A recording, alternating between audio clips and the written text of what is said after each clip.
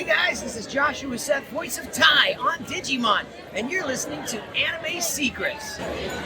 Toku Secrets is a podcast run by the Anime Secrets website. Check us out at animesecrets.org for more anime, video game, tokusatsu content. Remember to follow us on Spotify, Apple Podcasts, YouTube, or wherever you listen to podcasts today. Oh yes, this is Goldar, and you're listening to Toku Secrets Podcast. Don't tune us out, tune us in. Welcome to Toku Secrets. Join us as we journey into the marvelous world of Super Sentai, Kamen Rider, Power Rangers, and many other Tokusatsu. Get ready for the adventure of a lifetime. It's Morphin time! Link to the Morphin. I'm Nathan Desai, the dazzling adventurer, Spoken Silver. I'm Patrick Allen, I'm Shinken Red. And I'm Rizwan Merchant, Gokai Red. And I'm Anthony Davis, also known as Curie Green. And we're Toku Secrets. What's going on, everyone? Welcome back to the Toku Secrets Podcast, presented by animesecrets.org. And today we are here to wrap up another Sentai that has ended. Bakuage Sentai Boonboomger has officially aired its last episode. So we are going to be reviewing the entire endgame arc. And by a wild coincidence, this is our 10th video taking a look at Boonboomger, or 11th if you count us reviewing the movie. But yeah, so ironically enough, this has turned out to be just as long as if we were reviewing a regular Sentai. So that's obviously pretty cool. But yeah, we're going to be taking a look at that. We're going to be taking a look at all 5 episodes. So that's Bakuage's 44 through 48 that take up the endgame arc. And then, of course, we're going to give our analysis on villains and supporting characters, and give our final tier rankings of all the Rangers and the series. So yeah, we're going to have a lot of fun here. But before we get started, Riz, I believe you wanted to say something before we jump in? Yeah, so I just want to take a quick moment to mention, so I know over the last couple of weeks, you guys might have noticed that we have a new podcast cover art. This is the first podcast we do where we can actually talk about it, because all of our podcasts have been pre-recorded since then. So yeah, I just want to say thanks to our good friend Kagura for making this amazing cover art you saw at the beginning of the podcast and the last couple. Yes, it is the 4 of us as the our Sentai counterparts. So me as Gokai Red, Nathan as Boken Silver, Pat as Sinkin Red, and Anthony as Kiru Green.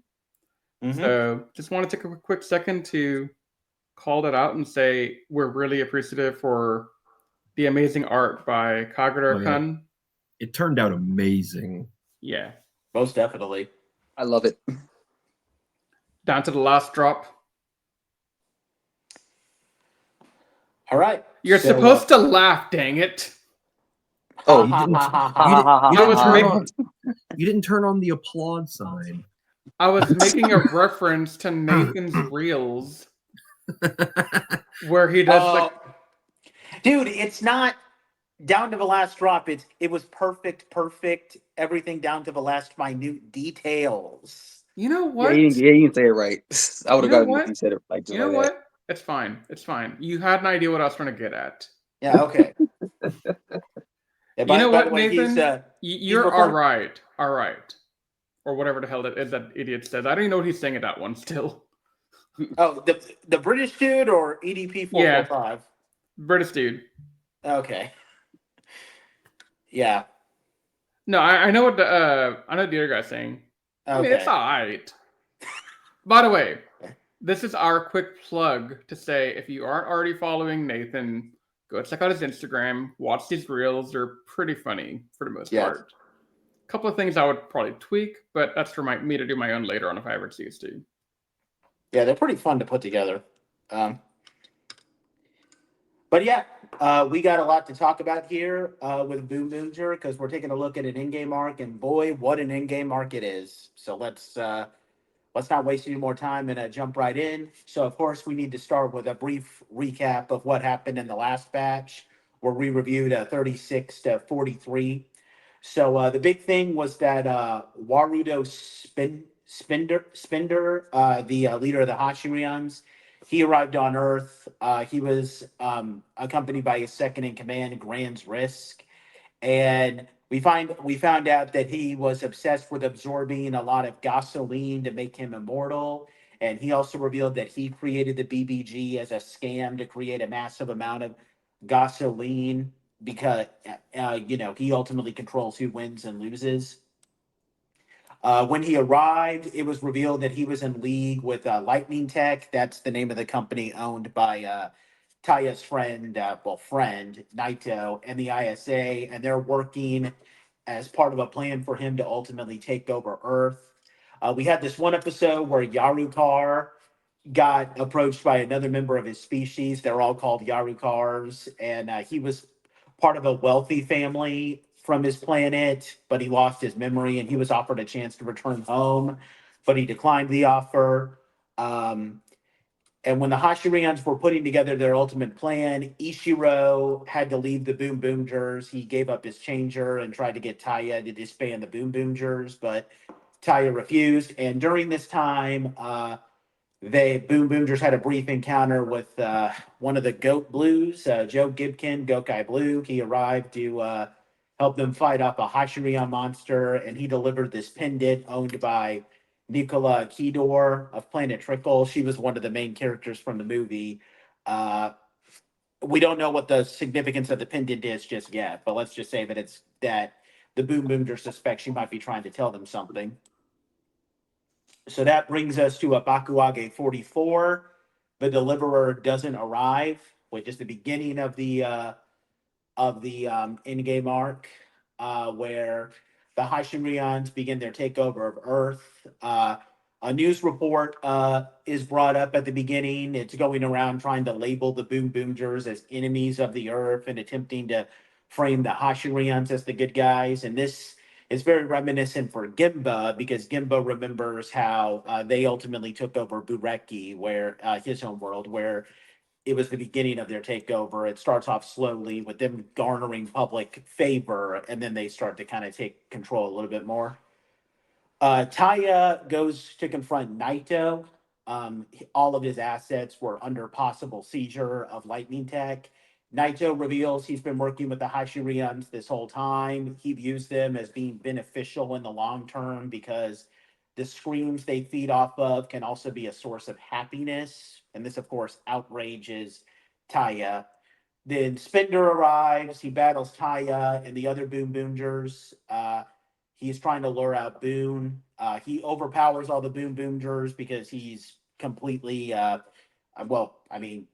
he's pretty much just super powerful with all the gasoline that he's absorbed. And then Boon arrives to fight him. Spinder fights him off in Killer Robo. And he also takes over the other Boom Boom cars because they were sabotaged by Naito. And ultimately, what Taya is being pinned down by Grand's Risk, he can't help Boone, and then Naito says, "Hey, we'll let you go, but you have to give all your assets to me." And then Taya finally decides, "Okay, fine, I'll give you all my assets." And then Grand's Risk lets him go, but before he can help Boone, Killer Robo shoots Boone in the chest, which kills him. He collapses, and the episode ends as Spender takes on a new form from the gasoline that was generated from his death. Ishiro and Maimi, they storm the Boonboomgers garage, and the other Boonboomgers mourn over Boone's death, which with Taya calling out for his fallen friend. Ishiro does not transform into Boom Blue in this episode, and also in keeping with how this season is going, and I personally love it. They actually alter the opening credits for this episode to reflect Ishiro no longer being part of a team. Always love it when a season does that. But yeah, what do we think about this one, guys? That final scene of them in the rain was hard to watch. Yeah, Dude, Yeah, same here. it devastated me. So Yeah. I got spoiled, right? So I knew Boone died before this episode was something I could get my hands on to watch. Mm. Because screw the internet, right? So I rushed in as soon as I could, watched it, and I was like, God dang, this is heartbreaking. It hits so hard. I was like, man, I can't think of another Sentai where I felt so devastated by an event like this one. And I'm just here like, holy crap, I need more. And it didn't come quick enough. Also, this is the first time I'm ahead of the rest of the group. Which you will hear some of my regaling that fact to them in future pre-recorded podcast that we have coming up for you guys in a couple of weeks. So you have that to look forward to in the future. Yeah, the amount of heavy moments in this episode, like we'd be here all day just going into depth with all of them. Like you have Taya's confrontation with Naito, because Naito was someone that he looked up to since he was a kid, and they established that way back, like in the early, like first 10 episodes of the series. And then he realizes Naito's not the person that he thought he was, and just the devastation that you see inside of him it's powerful stuff. And then of course, Boone heroically coming to save Taya and then getting killed. And Patrick mentioned about the scene with like everybody mourning in the rain. This is actually an example of doing something good that and Riz, I apologize that I'm about to mention something that you don't like here, but Oh no. it reminds me of something that they tried to do in Geki Ranger in that episode where in the episode where they get their super form, where all three of the Geki Rangers have been beaten by Rio, and there's a scene where they're all just soaking in the rain, like they're beaten down to their lowest point, but they never really got the emotional feel that you should have had here. This episode does that perfectly. Yeah, you know why? I do know why, but go ahead and say so. There's a reason why. Yeah, I do know why. The reason why is the Geki Rangers sucked at earning the damn power-up. And so they didn't have any emotional connection to even mourn the fact that they didn't win it, because the idiot couldn't even be bothered to attempt to stack some goddamn coins and save the Catman. I think it was saving the Catman, right? Yeah, Master Shafu. No, Catman. That's his name now. He is only Catman. And also, I really like how they're starting things off with trying to have the adding a little bit of tension by having the Boonboomgers be labeled as enemies of the public. Because the only other Sentai I can remember where they kind of tried to do that was late in Mega Ranger when I was getting that same kind of feel from this. Yeah, it was powerful in Mega Ranger, but honestly, it's much more like well handled and comes off as a little bit more realistic here. Where because in Mega Ranger, they're still looking at, and I don't want to give too much spoilers for Riz, but it's still from the perspective of the Neji Reggie are bad, but the Mega Rangers are also bad. While here, it's literally saying, oh no, the Hashirians aren't evil; they're the good guys. They like you guys. The Boonboomgers are the enemies. Like. That adds to a lot of tension there. Hey, Zoo Ranger, this is how you do it. Yeah. That episode. God damn it. Oh yeah, they do it. Hey, Riz got his jab in. It's time to get mine in. Yeah, the show did well, a then it's fantastic time job for Anthony to get his in. The show did a fantastic job of showing how they can label the good guys as enemies. Yeah. Although the public being able to be so easily convinced that people who are very obviously the evil guys are their friends, that kind of hits a little too close to home given certain things that are happening right now. And I'm not convinced that might not have been an inspiration for the writers here, but it works. I'm not going to mention it out loud, but I mean, we're all thinking it. Yeah. But yeah, I mean the way that like Boone's death is handled, like they're starting off this in-game arc with a bang for sure. Oh yeah. Dude, it's such a train ride. Yeah, definitely. And no, that's not a pun. And yeah, I'm gonna give it a 10. You can't give it anything Yeah, else. I have to. Yeah, 10. Oh, Anthony? definitely a 10 for me too.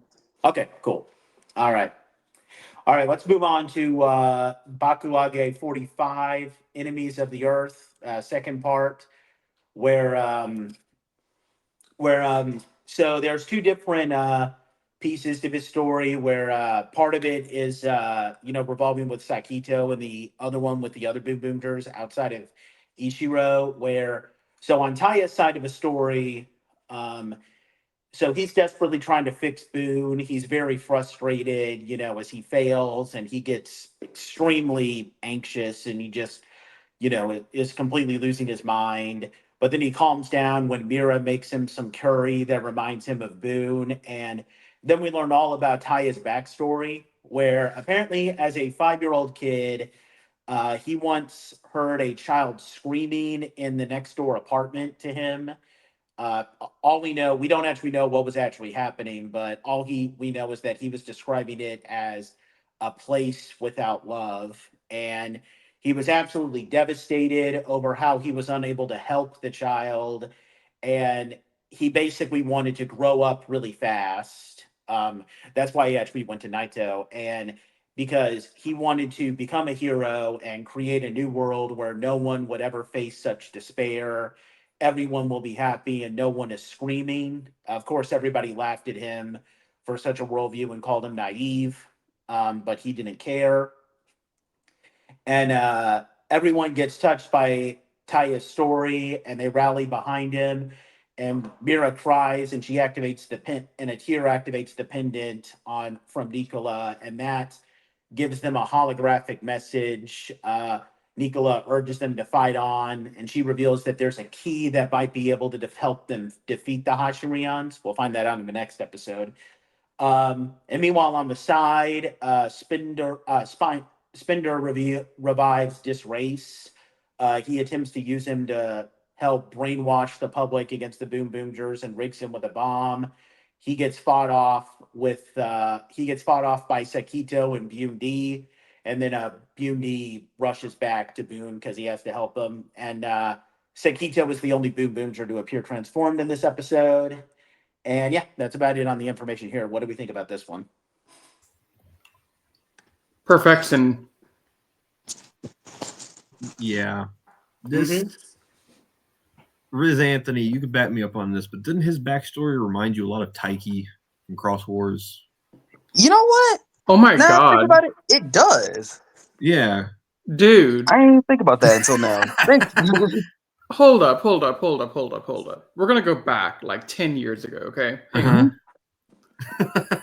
Do you remember my ranking for the Digi Destin back in the day?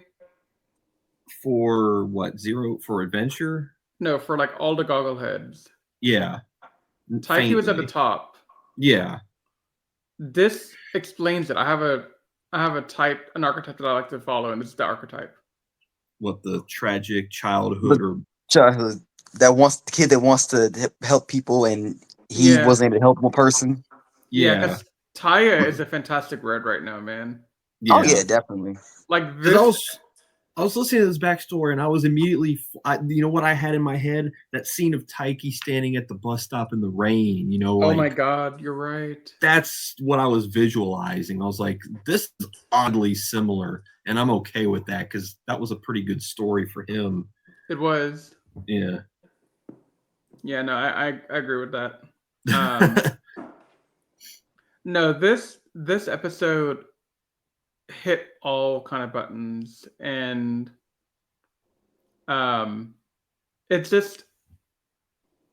so heart-wrenching watching Taya do everything he can to try and bring Boone back, but there's nothing he can do, and he's just getting more and more desperate, and he's not eating, and it's just difficult to watch somebody who's so confident and sure of himself and honestly a really strong character He'd be break broken down like this. this. He broke down so hard, and it just it's an incredible story. Yeah, it Yeah. it hurt my heart seeing him like that. Like Yeah. like I'm not joking. When he took a bite of that curry and started scarfing it down, I actually smiled. I was like, "Oh, thank God!" Yeah, He's eating progress. he's eating out of remembrance of Boone, though. That's the only reason, because he was eating Yeah. Boone's cooking, so he was like, a part of Boone is still with me. But still, I was like, and eat something. the moment he said, "It's just like Boone," I was like, "Oh, Oh man.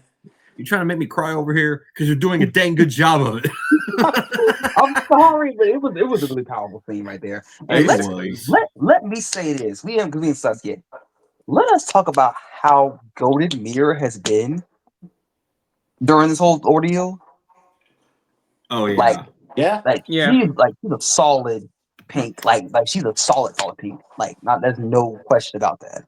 Yeah, And the fact that Mira had a great moment in this episode where she's like, Mira- "You're not in your own driver's seat anymore." Yeah, and Ty was like, "Crap, you're right." Right. It's like, of all people, you're the one that shouldn't not be in it, you know. So, but that just speaks to the connection that he had with Boone throughout his entire time. Yeah. It's like a boy and his alien robot. That's a bond that can't be broken. But yeah, the backstory was what really it was very simple, but it's perfect. And honestly, like I'll go into more detail when we do the tier rankings, but that kind of propels Taya into like into the GOAT conversation for Reds, honestly. Yeah. Because it's simple, but it makes him out to be like a real noble type of character. And it's like I was expecting something a little bit more tragic and a little bit more complicated, but no, I mean they make it very simple, but it's extremely powerful, and it it really has, like, I was already a huge fan of Taya, but this is actually kind of making me think that Taya does have the ability to fight in that GOAT conversation now. mm-hmm. But do we want to say anything else about this episode? Getting a little bit ahead of ourselves here, but I do want us to mention this because we're going to come back to it later. The three-seaters moment that I've been waiting for kind of starts right here. Oh yeah. They have a moment in an episode or two that I've been kind of waiting for, and this episode kind of planted the seeds for it, and I'm excited for it. I think it starts in the next episode. Yeah, it does. Does it start in the next episode? I'm pretty sure. Yes, it does. Yeah. Yeah. Been a while, but I'm pretty sure I remember this. Yep. What do we want to give this one out of 10, though? Another 10. 10. Yep. Okay. Okay. In the words of Thor, 10. Another. I'll have another. Have another. Slam the glass. That's good. All right, so let's move on to Bakuage 46. The future is in your hands, where this is all about the Boonboomgers trying to get the key. So what is this key? Well, we find out in a flashback that when Taya initially found Boone, he found this mysterious glowing ball. It kind of looks like a disco ball, but let's not. But, small glowing disco ball. But it didn't belong to Boone, so he believed that it was buried, but then got unearthed by the impact of the crash, and he kept it. And apparently, this ball is the key that Nicola was referring to. Gimba believes that it could be a crystallization of the Earth's life force. So, Bundi offers to help use his parts and energy to revive Boone. Mira and Taya stay to kind of begin the process, and then Joe, Sakito, and Gimba go to get the key. Joe and Sakito distract the ISA and police. Joe gets a big moment where he is told to stand down and, or else he'll be kicked off the force. And then he's all like, well, you guys aren't doing what police are supposed to be doing, so screw you. I'm off the force. I quit. And Gimba infiltrates the garage and steals the key. He has to evade Ishiro. Then, while this is happening, Gron's Risk has transforms Yarukar into a monster version of himself and unleashes him on Earth. He battles Joe and Sakito. They discover that Yarukar has been rigged to explode, which is brought to the horror of Deko Torade and Itasha. Sakito leaves with the key. Gimba joins Joe and they fight off Yarukar. They revert him back to his normal form. And after that, a massive wave of Yarukars appear from the vortex, and they combine together to form a powerful, a giant version of Yarukar's monster. The Sand Seeders, they summon Killer Robo because they're enraged at the fact that they tried to kill Yarukar, and they give everything they got, and they send Killer Robo off, exploding and taking out the Yarukars to fend off the monster. And the episode ends with they try to use the key to revive Boom, but it doesn't work. Taya's really upset.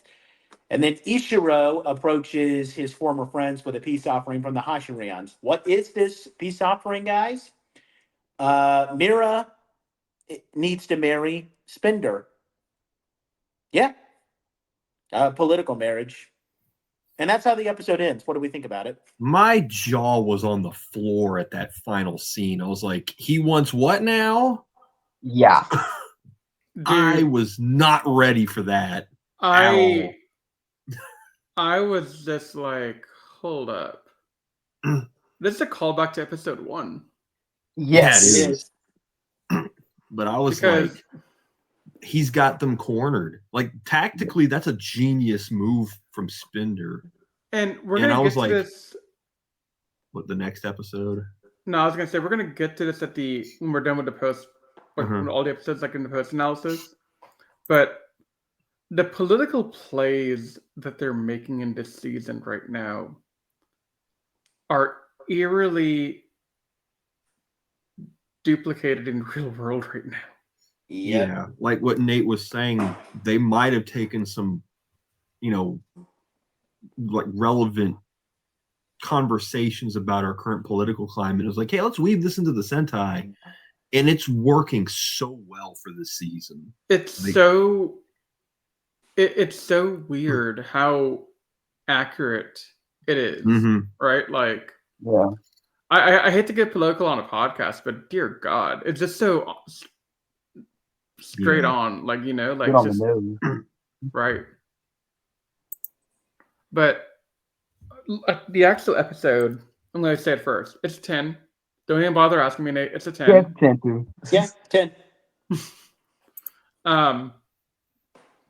I just loved the Sand Seeders moment in here. Yes. Because it's the beginning, like Patrick said. The seed was planted last episode, but here the seed has been planted. It's taken growth. It's a nice little root, and it's growing. It's flourishing.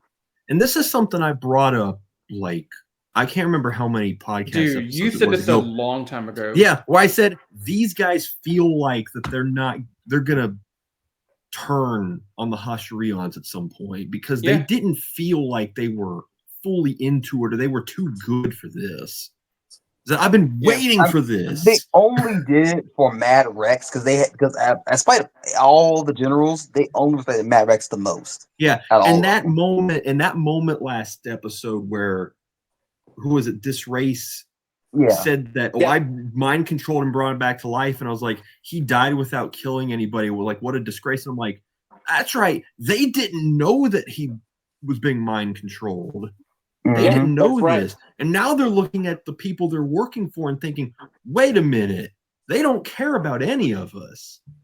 And like, oh, here's the moment. You know what's sad part about Patrick? They just realized that it was Disrace's fault that he was gonna blow himself up.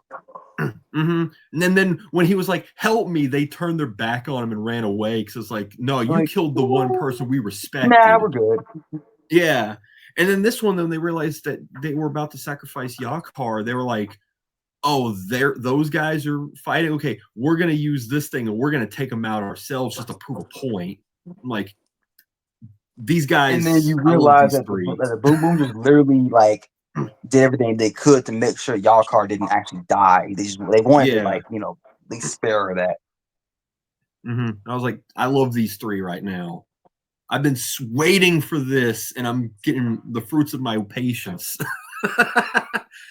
Yeah. Also, I know it was brief, but my man Joe, he got a great moment to shine too. Oh, yeah. When he said, I'm not gonna be a part of the police force anymore if this is how you're gonna police, I was like, that's my man. That's my guy. Yeah. Yeah, I'll talk more about it when we get to the Patrick, you suck for beating me to the punch. I was like, the more we watched of Joe, the more it's like, Gunpei, you look worse and worse as Boonboomger goes on, man. Yeah. Dude, Gunpei, I know we already gave our rating for him, but I want to lower it. I know, right? Retroactively, he's going further down the tier list. Okay, so hear me out. The finale hasn't aired yet. Could this podcast serve as my saying that Gunpei's, whatever I say his score is in the finale of Go On, could it just be one Lord in that and you guys just accept that in the future? I could I mean, and I don't blame you at all. Make matters worse, Riz, I saw the 10 Years Later special. He was getting better after that. Well, yeah, he's not going to get better because we've already seen everything else there is to see with him, too. I forgot that Gunpei was even in that. This is 10 years later. I actually forgot he was in that special. Like, genuinely. That's not good. No. Not at all. I saw it years ago, and I faintly remember, but I don't remember him being in it.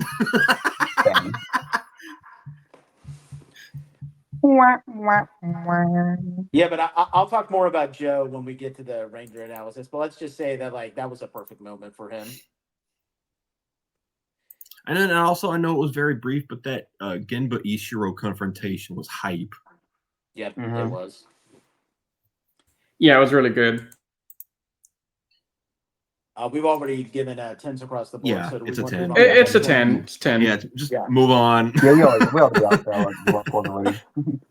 All right, so now we have Bakuage 47. There is more than one deliverer, which so Mira so she starts crying, but she agrees to marry Spender because she believes that the Boonboomgers won't be able to defeat him if they just keep fighting. So, and everyone protests, but she insists that this is me taking the wheel, doing what I want to do. And Taya says, "Okay, and okay, I understand." And he agrees to do that. And she demands that, but she gets a little sassy when she meets her soon-to-be groom and says, "Hey, if I'm going to marry you, I want a wedding gift. You need to give me the BBG." And he's like, "Okay, yeah, I'll give you the BBG." So Mira is now the owner of that Grand Prix. Now the rest of it, we have a bunch of other things that are happening. Sekito and Bundi, they attack a massive horde of killer robos. Lightning Tech manufactured a huge horde of them as like a defense system for other countries against the Boonboomgers. Joe is defending the Sand Seeders when they get attacked by the Hashirians for betraying them. And then so all that happens, and then we get to the climax of the episode where Mira and Spender are about to get married in the hasty castle from King Oger. Oh no, wait, no, sorry, it's just a church, but it does look very similar to that. It did use that King Oger like green screen background thing, so I don't blame you for thinking that. Yeah, it did. But then in another parallel to the first episode, Taya arrives. He stops him from putting the ring on her finger. And Ishiro arrives. He destroys this monkey on Spender's arm. And we all find out that all of this was a massive ruse. Ishiro betraying Spender was an attempt to get closer to him. And Mira's wedding was also part of the ruse. They were trying to catch him off guard so they could destroy that monkey because that's actually a tank to keep all his gasoline that makes him all powerful. And with Spender Weekend, due to Gimba having blocked the path for the Yara cars to deliver gasoline, and with Ishiro having done the sabotage to the Boom Boom cars, all 5 Boonboomgers transform into their champion forms. And as Taya declares, it's about to be the final lap as we are about to take on Spender and Grons once and for all. So what do we think about this episode, guys? So my first comment is, when I was looking at stuff online, for some reason I misread 48 as 47, so I thought we only had 47 episodes. So as we're getting closer to the end, I was like, guys, you're not going to end here. You have way more to go. What the hell's going on? And I was like, I can't read. Cool. Right. But I do want to open with a question before we get into like thoughts about this, because I've been dying to ask your opinion on this, but I couldn't ask because none of y'all were caught up for quite a while. I was intentionally stalling, so I wanted to binge it all. I already finished the episodes maybe a week ago, I think. Yeah, but I didn't want to ask because I didn't want to ask in a group chat. But anyway, you good. You just DM me. I would have, you know what? You could have DM'd me, man. Okay, so now that Isiro's betrayal is done and it's revealed to have been a ruse, what do y'all think of that subplot? Ask me again after the end of the next episode, because that is a point I wanted to bring up with you guys about not just that subplot, but the entire endgame arc. Yeah, I don't want to talk about it right now because it includes something that gets revealed in the finale. Okay. Yeah. So, okay, just know I have thoughts that I want to make. Yes, here. I don't blame you, honestly. Yeah, okay. Definitely. Okay. But other than that, I thought it was a pretty fun episode. I enjoyed the crap out of the reunion. Because I kind of knew from the get-go, like, okay, at some point they're going to reveal Isuru is just pretending that he's not really bad. He's just doing all this stuff because it's part of some grand plan.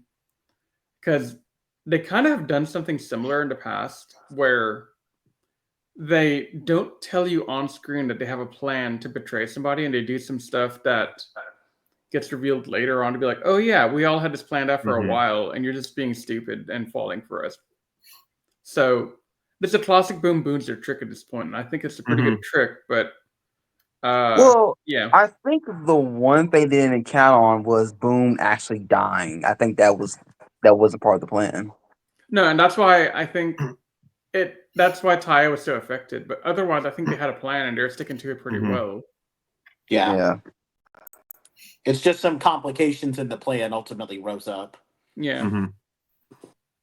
Because even because as much as we would have expected maybe Ishiro we could pretend like he was not working with them. Even we as audience, we had to question is this for real? This was he actually seriously because he played off so well. Yeah, no, that was really, really good stuff. But I think the wedding was also fun, and the entire just reunion was a lot of fun. I thought, hell, even the Sand Cedars having their moment where they come to help, top tier. That was great. I love the Sand Cedars right now. Where they were fighting alongside Joe, and he was like, "You guys make pretty good heroes." And he was like, "Yeah, we do. This feels pretty good." And I was like, "Okay, there it is." Hold up. They earned that. Those three earned that moment. But only one Sand Cedar really fought. True, but you could tell that they were all kind of in unison with those feelings. Oh yeah, they were all together on it. But yeah, so I was like, these three earned this moment. I wanted Yaracar to fight. Well, no, I'll say what I have to say about them at the end when we're talking about their characters. Yeah. But, yeah. But yeah, I assume another 10s across the board and we move on? if I was gonna give one episode in this final arc a 9, it would be this one. Yeah, it's still good, but it's not. It doesn't have the good stuff that the last couple ones had. I'm going with a 9.5. Yeah, that's fine. Anthony, I'll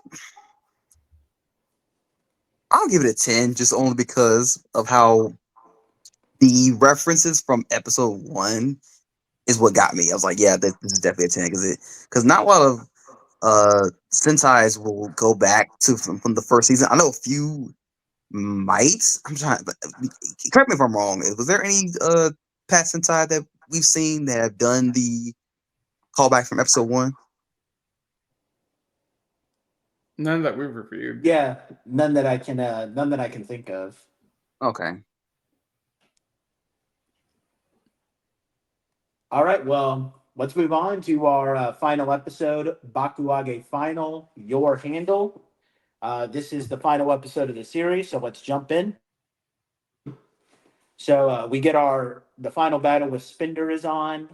So the episode begins. The Boonboomgers are all fighting Grand's Risk, and they successfully defeat him with Ishiro playing a huge part in that. And while that's happening, Shirabe has Naito and Tokoyari arrested for collusion with the Hashirians. Apparently, Mayumi was working behind the scenes and provided indisputable evidence that they were doing that. So they both get arrested.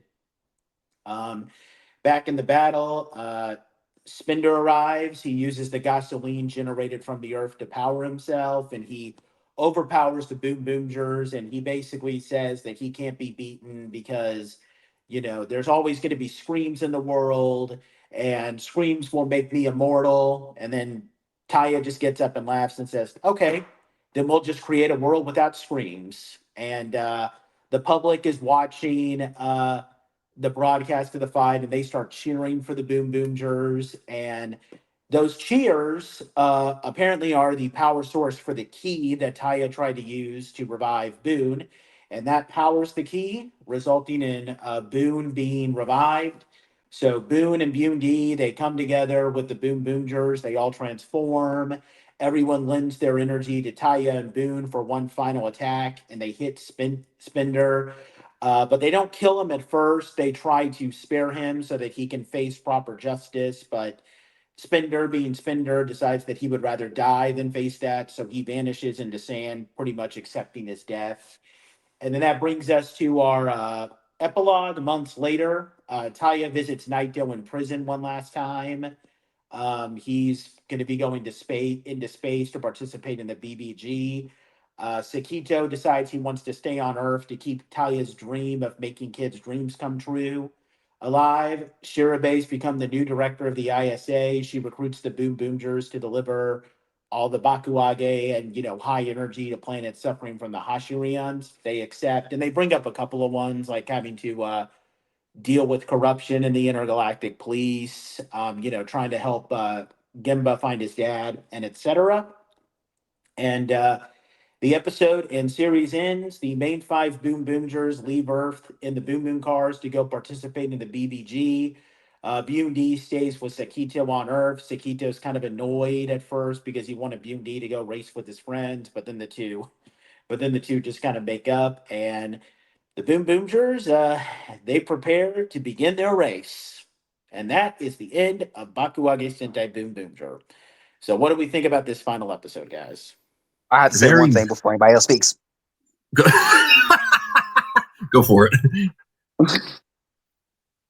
I literally had tears in my eyes when Boone came back. Yep. Because the feels and emotion, just like it's like when he died, all the happiness just went away. But when he came back, it's like now you see like wow, like you realize how important he was. Like I kind of get why Shirabe was like just dealing with the heartbreak of not having him there anymore. Like I see it. I mean, Boone was the heart of the team. Yeah. He was the one at home, at the home base, building the Boone cards, cooking the curry, being the moral support, being Taya's best friend. and keeping all of Taya's secrets to himself until the right moment to reveal them.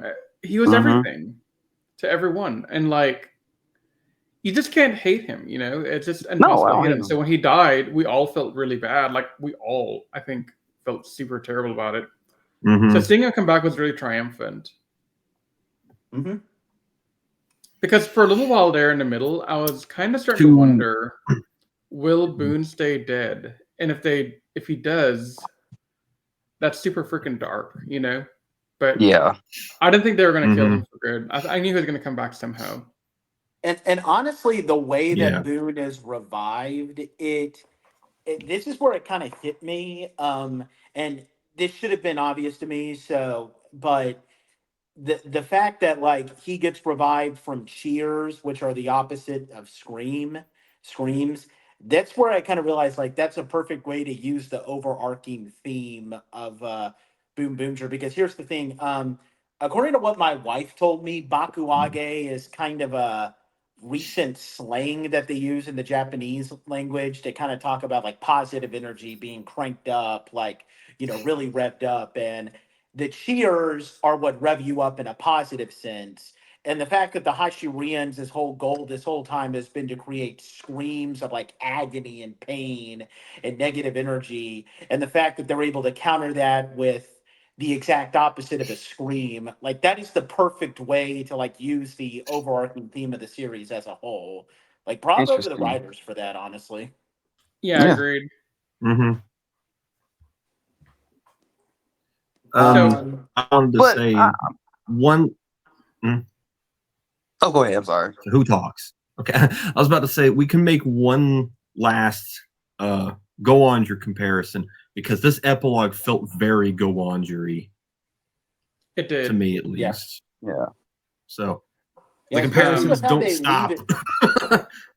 Especially since they leave it kind of some stories open, like maybe Gemba finding his dad or like going on other planets, kind of in the same way that Go Onger ended with them being recruited to continue their battle with the Guy Arc and the other brain worlds. Like, honestly, I kind of hope that I would hope that there's a Boonboomger versus Go Juger movie. Maybe that'll be something they could tackle in it, and hopefully it'll they start off like It'll start off like the Shinkenger Go-Onger one, where it starts off with what the Go-Onger are up to now, type of thing. Yeah. But I hope they expand upon that. But the thing is, there's a little bit of a difference here. The Go-Ongers, I think, they kind of had like, you know, a resolution at the end to a lot of stuff, but I think the one thing I'm a little sad about here is we hyped up the BBG the entire season. And we didn't get it. And we didn't get it. Yeah. That's like the one thing that's been hard on me to kind of reconcile how I feel about it. If they wanted to do like an epilogue special for this season, I think they should do it. Yeah. Now, I will say, I think they set this up really well for the King Ozer versus Boonboomger crossover movie. Because as we all remember, King Ozer are in space as well. And they're in space now. So this is a perfect opportunity for them to meet up in space to do something. So funny you say this. They did put up a trailer for the movie already. Oh, they did? And yeah, there's a trailer for the movie already, and they confirmed that the King Ogers return to Earth. Oh, okay. So I think it's taking place sometime in the middle of the season. That's what season? Of the Boonboomger. Boonboomger. Like before the ending. No. So I read somewhere, I think on Reddit, that this movie takes place before Go's User, but after Boonboomger ends. Oh, it is supposed to be an epilogue of some kind? Okay. That's what I'm led to believe by Reddit. Okay. Yeah, and that wouldn't be unheard of, because I do know that and no spoilers here, but I do know that Gingaman versus Mega Ranger takes place after Gingaman. Yes, it does. Crossover movies happening after both series have concluded is not something that's unheard of. And that's a good point. Yeah. I mean, I think that would be a good a good way to set it up because, like you said, yeah, they're both in space. So then maybe the King Ogres go to watch it, and then that's how they meet up. Who knows? And also, it's possible that, probably not, but it's possible that Ghost Sager versus Shinkenger could take place in after Ghost Sager takes place. Now, that's kind of debatable, but Ginga Man versus Mega Ranger undisputedly takes place after. Yeah, because the Mega Rangers go to the Ginga Forest. Yeah.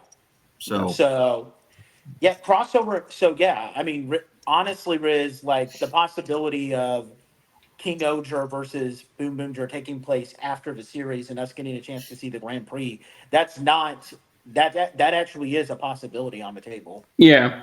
Yeah. So I think they're going to have the Grand Prix in the crossover. I'm hoping that would be the best way to go about it. But I think the movie doesn't come out until May, so we've still got a couple of months before we see it.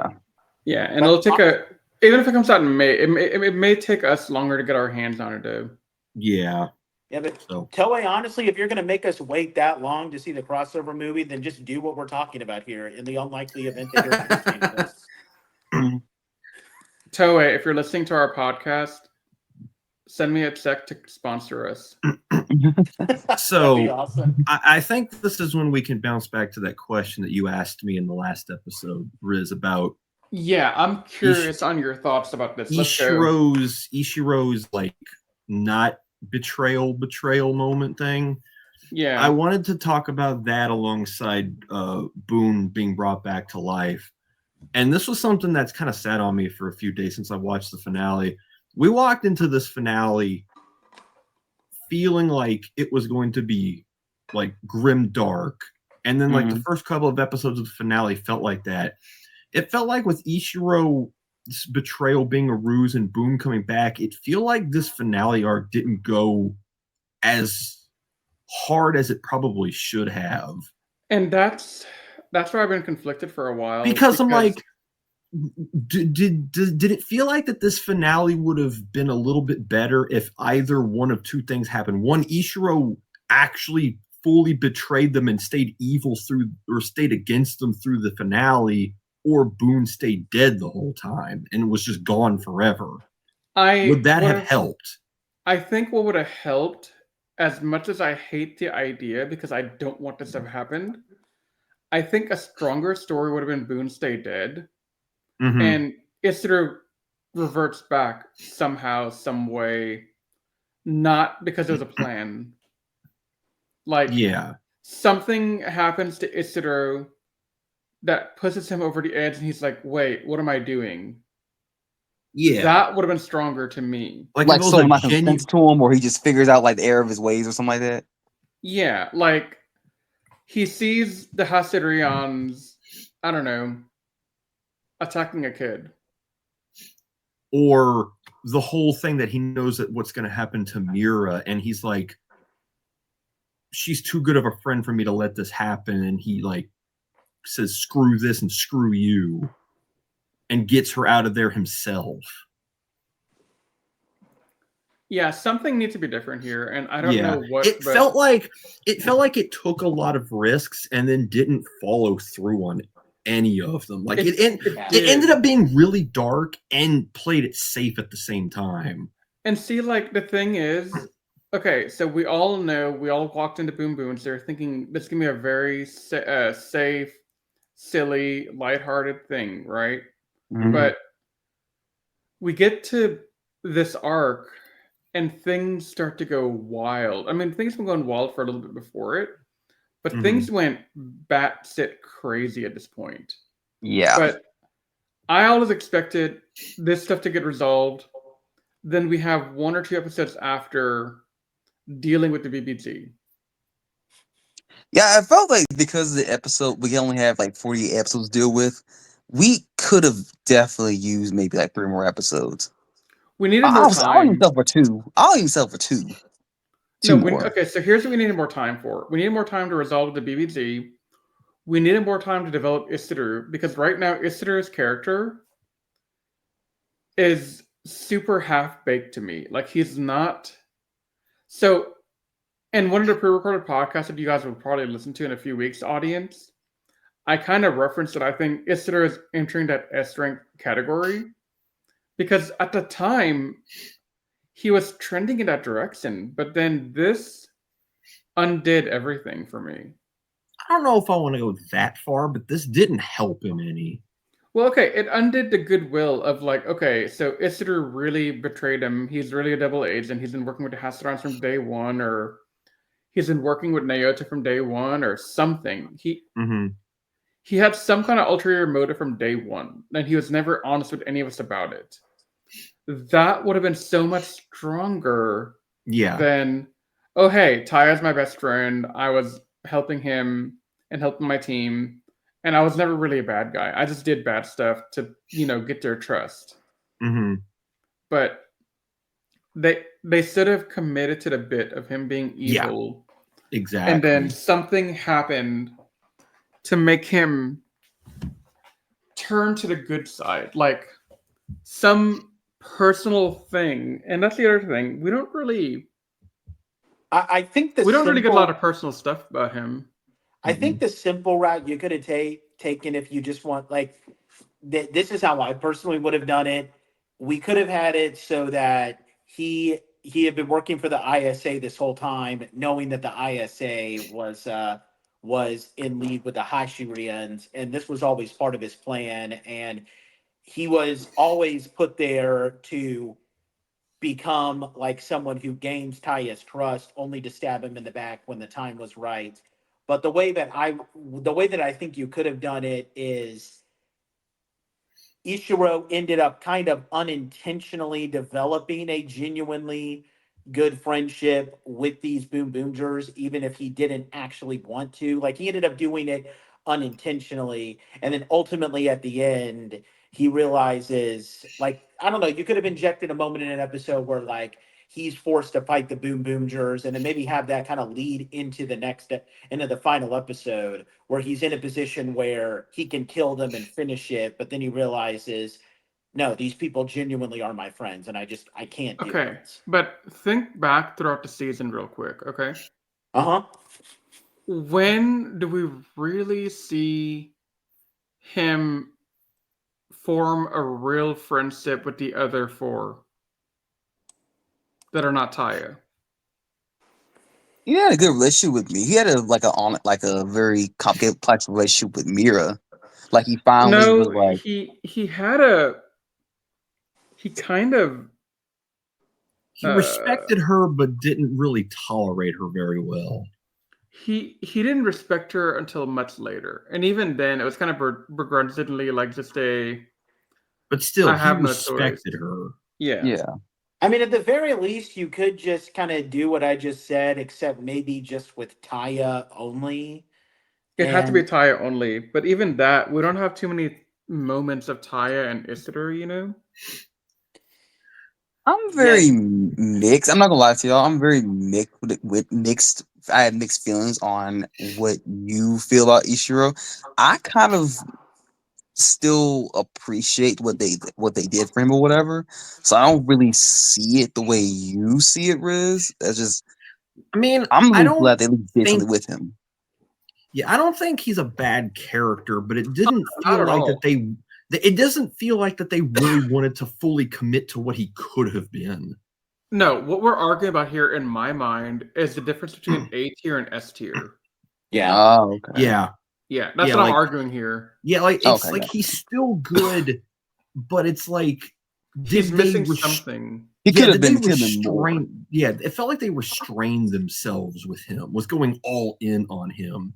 Because the way that you described it, of him being like a double agent where he was actually working for the ISA, being like their inside man on the Boonboomgers the whole season, only for him to be like, actually, I do care about these people, and he's the one who rescues Mira from the altar kind of moment, where it's like that would be like his moment of like, okay, actually screw this, I'm with them. Like, I feel like that would have been like, okay, maybe he's the best blue of all time.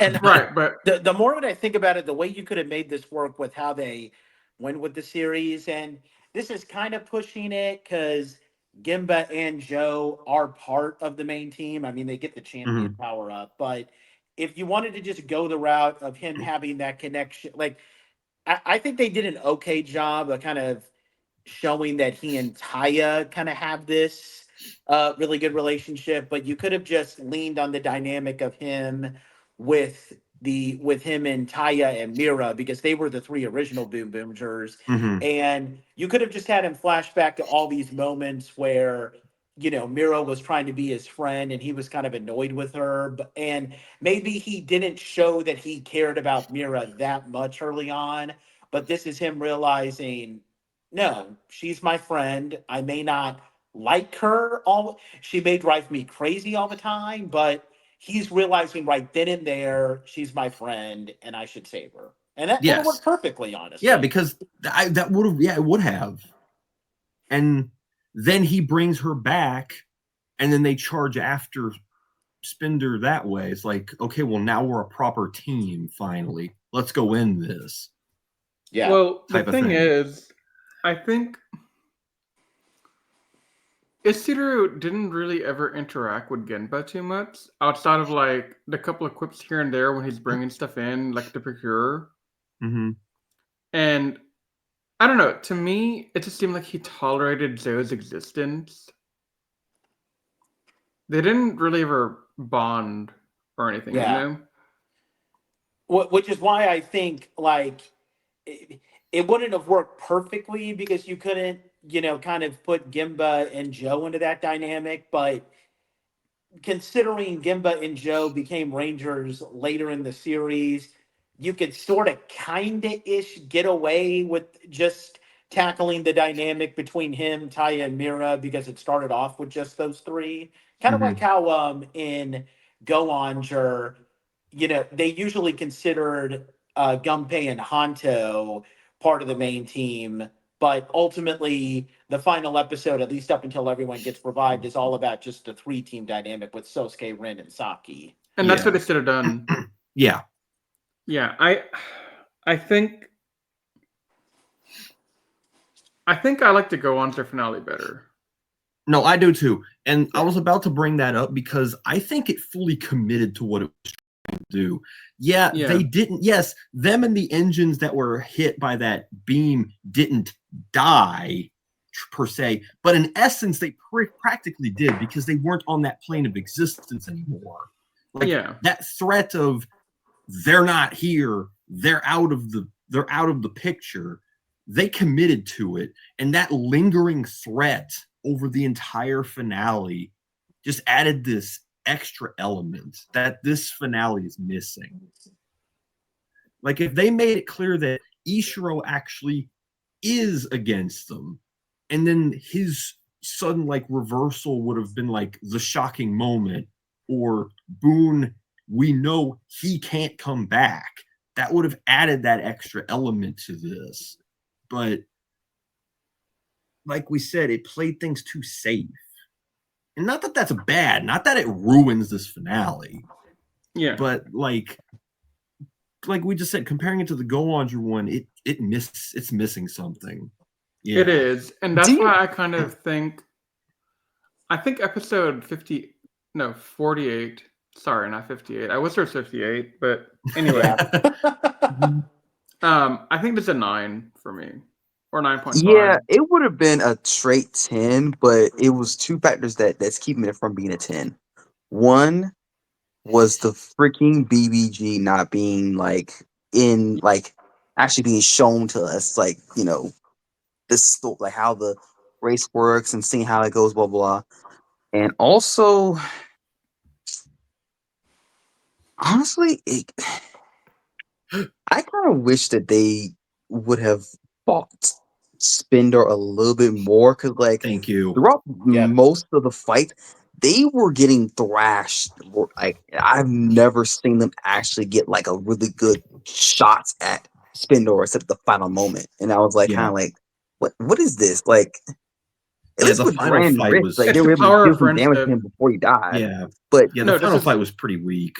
No, it was literally the power of friendship at the end. It was. Yeah. That doesn't necessarily make it interesting. No, and that's not, I'm not saying that to make it. Yeah. I'm not trying to justify. I'm just trying to say. Yeah. They fell on the trope of the power of friendship, and it didn't Mhm. work here, in my opinion. Yeah, it didn't. You know, this it reminds me of the Broly movie, the first one, where like Broly's just thrashing all the Z fighters, and then like at the last minute they were able to get that one attack off on him. I'm just like, yeah, the one time I kinda Goku hits him, wanted it him to- blows him to pieces. Yeah. yeah, I'm just like, I want to see like him actually get some hits on him, not just one attack and then that's it. Like, Yeah. oh, and that- one more thing before I continue. Go ahead. This finale kind of felt like that one episode of Boonboomger when they went to that curry restaurant. That's what it felt like. When they were Elaborate. eating, yeah, when they were eating, because you know, it didn't feel like they didn't really eat it per se. It's like they ate it, but they didn't feel like they actually ate the curry. If that makes sense. No, what are you trying to say? What? How do I explain this? It's like I know what episode you're talking about. I just don't I know the understand episode. Yeah, I just don't know. Yeah, so do I. I'm trying to. It's kind of like they give us a good curry, but we didn't really taste it all that much. If that makes sense. Like, okay, whoa, wait. Are you trying to be like meta and saying that they try to go to a good finale, but they didn't make it a good finale? Kinda, sorta, yeah, but not like it. It wasn't bad. It's like obviously they ate the curry, but it's like I don't know how to explain it. I'm trying to be meta, but Dude, I'm it's not so working. confused. It's but one. I kind of get it. It feels like it's one of those moments where in his head it makes sense, but then when he tries to explain it, it doesn't. I kind of get what Anthony's trying to say, but yeah, it is kind of difficult to kind of work it out. Am I waiting to explain? Are you able to explain it better than I can, right, Nate? Or at least try to? No.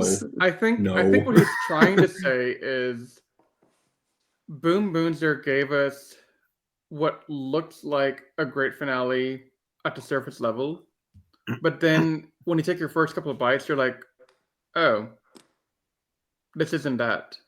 Yeah, that's what it. Okay, that's what. Okay. It, Yeah. That's good. you know what? I'm telling you that. This feels like if you were expecting Boone's curry, but you just get the curry from that episode, or the curry from Naruto. Yeah.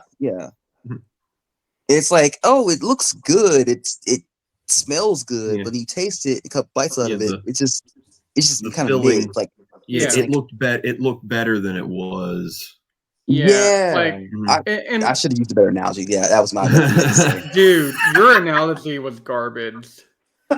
Don't call it garbage. You at least should have just said, "Hey, like it's fine." I don't like you saying garbage. I respect the effort, though. No, sorry, Anthony. Your analogy is like garbage. Like it literally hurt my feelings. Like wow, Grizz, you really hurt my feelings. Like, all right, you know what? It's not garbage because you know what is garbage? Not your analogy, but something else. We all know what I'm gonna say. Yes, we know. Geki Ranger sucks. No. Oh. Hold up. Zahn sucks. There it is. And Geki shares the same name of the first part of that season's name, so he sucks too. I was about to say that too, actually. That's good. Geki Ranger, it's like it was destined to suck. Like, let's be real. But Geki came first, so yes. Geki cursed Geki Ranger. Yeah, exactly. It's all his Pretty fault. much. That's what you get for slandering Dragon Caesar, you dick nut.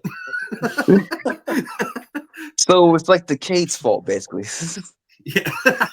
Dude, I was reading some threads on Reddit a while back, and people are trying to justify Z Ranger being good.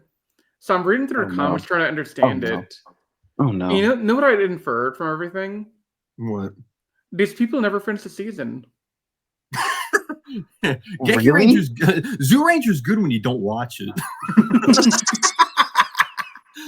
I don't know. I think people are still just kind of. They're riding the Mighty Morphin hype. I was about to say that. I mean, the people on the subreddit also don't think Gingaman and Go Wanger are good seasons. So what do I know? They think Go Busters is garbage. Yeah. Which I think is absurd. Yeah. And they had a thread. I showed it to you guys in the group chat where they had a thread. It was like, what's your thoughts on O-Ranger? And everybody's like, oh, it's like an 8 out of 10, 7 out of 10 season. I'm like, what is wrong with you people? What? Yeah. Oh there was my- like a bunch of people saying it's like an 8.5. It's a really dang good season. I'm like, do you have brain damage? Dude, Do we you need know to what? take you to a doctor? No, What is Patrick, wrong with the you? first, did you Hang just on. watch like the first 10 episodes and then call it a And season? then stop. Patrick, Come on. the number of times I've gone on Reddit and I've seen people say, "Oh my God, Geki Ranger is such a peak good season." I'm like, what? Yeah. What did you hit your head on, and how hard, and where can I get the drugs? Yeah. I mean, What are you like, on? And everybody hates on Ghost Sager. It's like Geki Ranger is the exact same thing as Ghost Sager, except okay, I'll grant you that Geki Ranger tries to develop the villains more, so they got that going for them, but they still commit the crime of not making their main characters, aka the people that we're supposed to root for, interesting characters. So it's like Ghost Sager is F minus, Geki Ranger is F, but it's still an F. Whoa. I'm going to decide that when we get to that season. It's like that picture of this is your comparison, and it's 2 trash bags, and one of them's gold. I was like, Well, it's a prettier looking trash bag, but it's still a trash bag. You know what? I want to derail all of our plans for the year and just go to Ghost Sager next just to prove a point. No. And then we could do an anti-Toku clash by deciding Ghost Sager versus Geki Ranger, which is worse. Ghost Sager versus Mega Force, the fight that no one asked for, no one wanted. Honestly, we'll be debating a lot. I think there'll be one thing about Megaforce that actually is good. And it's only one good. Yeah, that's the only thing. Who? Everything else sucks. What, Robo Knight? No, Sarah Hannah. Yeah. Oh.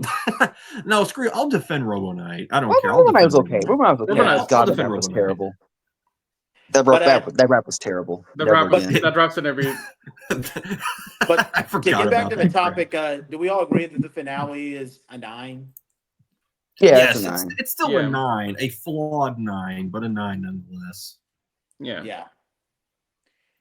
It just, the best I'm going to describe it, Boonboomger was in the driver's seat up until the last 2 episodes. Yeah. Mm-hmm. And then it lost control of the car. Yeah. And it kind of like not really crashed into a ditch. It just kind of crashed into like, I don't know, Pillows. Yeah. Well, yeah, but not even necessarily just a crash. It just kind of came off the road and wasn't able to get back on it. It's But like, I don't have you think ever the car seen? got It's damaged. like, have you ever seen Blues Brothers? Yeah, I have. It was like that scene where they were about to drive off the incomplete interstate, and they like flipped the car in reverse, and it like flung over the the guys that they were being chased by the other way. It's like it was a controlled accident. Yeah, that makes sense. But anyway, now we can dip into the analysis and just a general discussion. So I don't have her listed here, but I do believe that this character deserves kind of a bit of an honorable mention to talk about with the supporting characters. Well, and we can talk about the other supporting characters too. But let's start off with someone who's going to be a bit more simple. What do we think about Shirabe as a supporting character overall? Okay, hang on. I gotta go first here. Go ahead. Reddit. It didn't happen. I'm sorry. I know you tried so I know hard. the Boone White theory. Yeah. I wish it happened. Me really too. do. Me too. Because she deserved it. And honestly, you know what? What really pissed me off? So before we got episode 48, somebody threw out a screenshot of Sederebe holding the Boon Changer, and everyone's like, "Oh, here it is. It's going white." I'm like, "She's not going to go white. She's not going to go." Holy white. crap! I just came up with an idea that I think would have helped the ending. You know how we were saying that one of the things that could have helped is if Boone stayed dead. Mm-hmm. What if her essence went to the Boom Boom Changer for her, and that's why she was white? That would have been perfect. Yeah. Or her love for Boone brought him back. Oh man, that would have been she adorable. cried on him. Oh, so we getting the Andros and the Andros Astronema thing, clone tears. I mean, honestly, at the very least, like even if they didn't necessarily go the route of like having Boone die and then become her powers, I honestly would have loved to see her kind of become like maybe in like the last third of the series, see her kind of become an extra ranger, kind of be like what I mean, I guess the best comparison I could think of is Swan from Deca Ranger, except have her transform a lot more often than Swan did. I would have welcomed that immensely. Yeah. It really feels like it was a missed opportunity when you say it out loud. But yeah, going back to her, I thought at the beginning of the season I was going to hate her. But so did I. She grew into such a lovable dork. Dude, I thought she was going to be purple. She should have been. That would have been great. It would have been. What we got. But she's a lovable dork. She is. I love her. Yeah. Her constant fanboying or fangirling over Boone I loved it. Right. And then she go right into, oh, I mean, I'm serious. Sorry.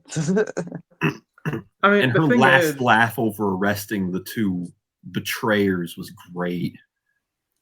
Also, well, one betrayer, because no, are we talking about? No, we're not talking about a friend, right? No, well, like at the ending where she had the two arrested, the ISA commander and yeah. Because I was honestly surprised that the friend was actually in on it. I thought she was just gonna be like, oh well, I'm so disappointed you know. That type of trope, but no, she was in on it too. That's how she could get the evidence on her.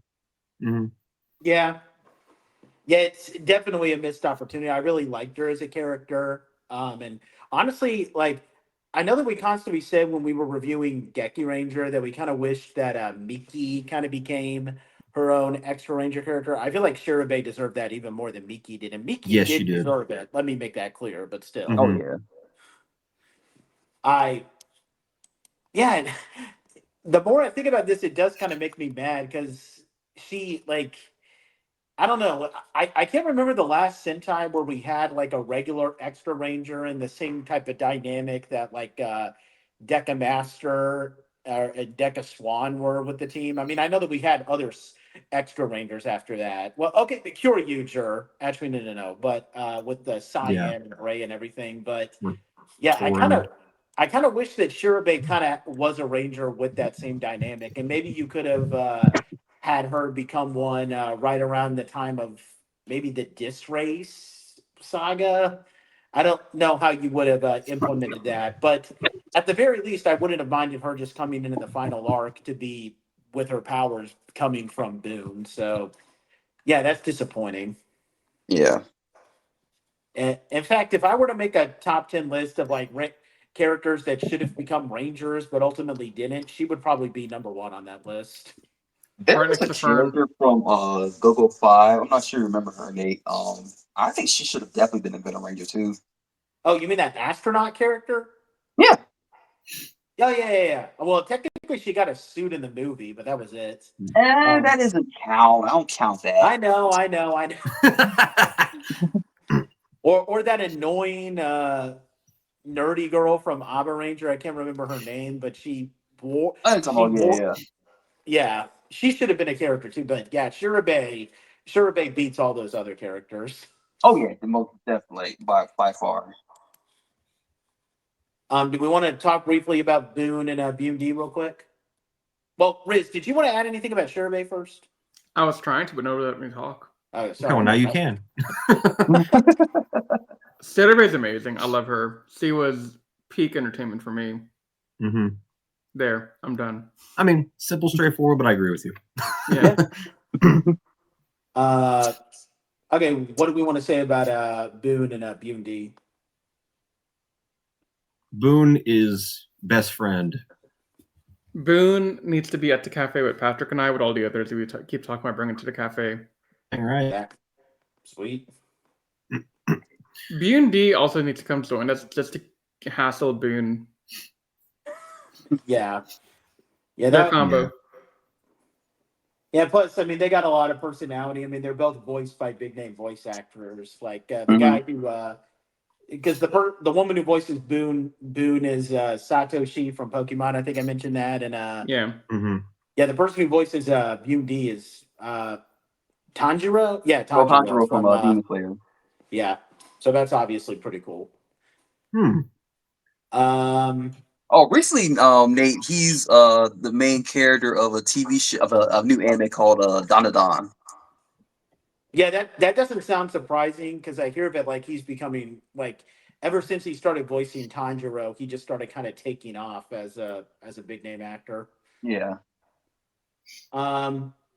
Didn't he voice Did he voice a Zenkaiser? I mean, a Zenkaiser? A Zenkaiser? I don't think so. It doesn't say so on his Ranger Wiki page. Okay, I must have. I was got that mistake with somebody else. Then I think he was. I think he was gone. Okay, now we can talk briefly about the Hashirians and how we would, and we could talk about the individual characters and probably talk how we would rank them compared to other villains. So yeah, who wants to go first here? At the beginning of the season, I wasn't really sold on them, but once Spender got introduced, I think they got significantly better. Like, Spender wasn't around for very long, but man, he had a presence. Yeah. And the fact that he got his own hands dirty and had so many in-face confrontations with the Boonboomgers when he showed up, it really gave him this extra aura to him. Because there aren't very many final bosses that, that are this active. Like, he reminded me a bit of Daimao from Kaku Ranger. When he showed up, he was very proactive. The amount of times that him and the Kaku Rangers had, face-to-face confrontations made him stand out a lot. Yep. So I think the final fourth of the season, their quality skyrocketed. I don't know. I don't think they're like a top tier villain faction, but Spender and the Three Seaters really, I think they're memorable for their. They're definitely a really fun group. I enjoyed Spender. Spindo. Sorry, I'm not going to say Spender because I hate that translation. But the Car Seaters are fantastic. I love them so much, and I never want them to go away. Yeah, we'll definitely see them in when they come back for the Gojuja crossover movie and stuff. I bet. Yeah, hopefully. I might put them in my top 10, probably bottom of the top 10, but still top 10 nonetheless, just because, I mean, I feel like they have this comic relief-esque thing with their motivation. Like, because I remember saying in one of our early reviews that their motivation seemed very reminiscent of the Bozak from Car Ranger. But while the Bozak were very funny villains that kind of embraced the wacky shenanigans of Car Ranger, the Hashirians, at least, later on, really tried to play it serious, and it worked. So instead of them being like an army of like people who are trying to conquer the world, they're like, they're just mafia people who are trying to like expand their territory. But the way that they tackle it in a very realistic way, like with them colluding with actual big business people and official government organizations to kind of get what they want. Okay, maybe the characters aren't obviously these characters aren't as deep as like the Vyram from Jetman, but the way that their dynamic works, that's interesting enough to warrant being in my top 10. Yeah, that approach that you mentioned where they were colluding with like the government in some capacity is like no other villain faction has done something like that to my knowledge.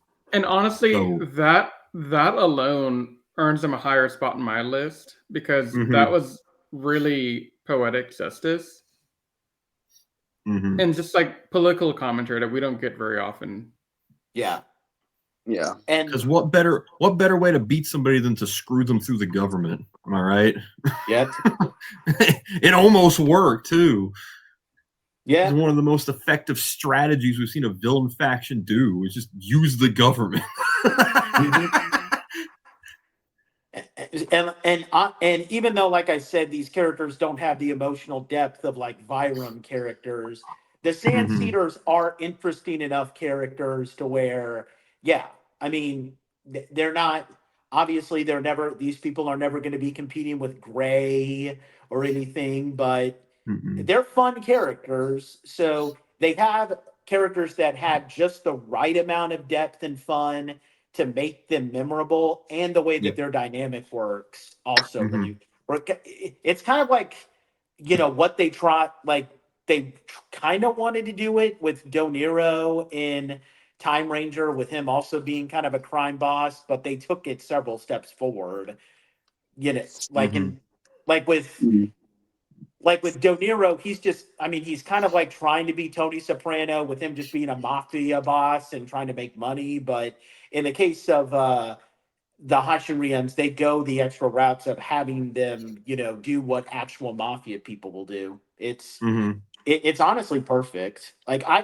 If you had told me that this Sentai would have villains that are much more memorable than the King Ogres villains last season, I would have laughed at you, but here we are. Yeah, I would definitely rank these guys ahead of Dog Dead and his crew, definitely. Yeah. But yeah, we don't have to go into. I mean, we spoke about Spender and the Sand Seeders. That's about it. Because aside from that, I mean, this is also another one of those villain organizations that kind of switched the main general through it all, and it works a bit better. The only other season I can remember where they did that is Gal Ranger, and they definitely do it better than Gal Ranger. I'll tell you that. But Gingaman kind of did it too. Remember? Well, yeah. Well, okay, they do it better than Gingaman too. Yeah. Yeah. Yeah. Sorry, Gingaman, we love you, but your villains, you could. Yeah, if there was one mark against Gingaman, it's the Balaban. Yeah.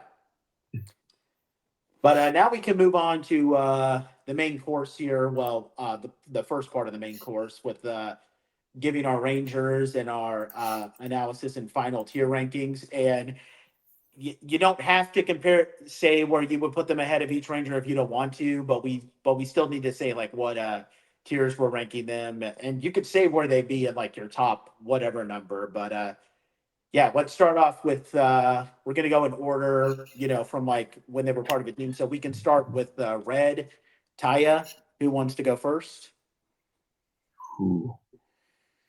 Very, very different kind of Red. I think Nate, you said that a few times, but there's no other Reds like him. Yep. Where he's not like the Ryu, Red Hawk type of Red, where he's a very stoic, pure justice type of guy, and then he's not the Geki Red, Go On Red type of Red, where he's very high energy, whatever. He's a very low energy, confident kind of character, and it was a breath of fresh air. I know, and right? his story of seeing a kid basically get abused in his the apartment next to him, and he was using that motivation to want to make sure that no one was ever sad. I was like, it's a very simple, good, effective plot, and just he had little moments sprinkled throughout the season where you were just like, I like this guy. I want to shake his hand. I just want to hang out with him for a day. I don't know. Do I want to put him in like low S tier? I think. I don't know if I want to say he's better than Sasuke. Would you say he is? Yeah, I would. Yeah. Would you? Okay. Look, Taya's very firmly an S tier. Is he? To you guys? Yeah. I agree, yeah. I agree. No, there's no questioning he's an S tier. He is okay. Solid in S tier. Maybe I have trouble saying where I'd put him in S tier. I think Shinken and Ginga are both ahead of him. Ryoma and Takaru are ahead of him. Yeah, definitely with those two. I'd say top 5. I would put him ahead of Marvelous. You would. You aren't going to, but I will. Well, Marvelous is at the top of my list. Yeah, exactly. Like Marvelous is a good character, but I don't want to say he's better than Taya. He's close. Yeah. It's just a matter of where would I put him next to Sasuke? He's better than Sasuke. Yeah, because okay, I'll give you that. Like, I'm kind of going back and forth in my head about it, but I think the reason why I would call him better than Sasuke is because Sasuke's a great character, but at the end of the day, he's just a really good version of a stock archetype of Reds, which is like a sugar high kind of clumsy, lovable doofus. Taya, there's only one Taya. So okay. I'll give you that. I'll give you that. So look at it this way, Pat. Sasuke is a top 10 Red, right?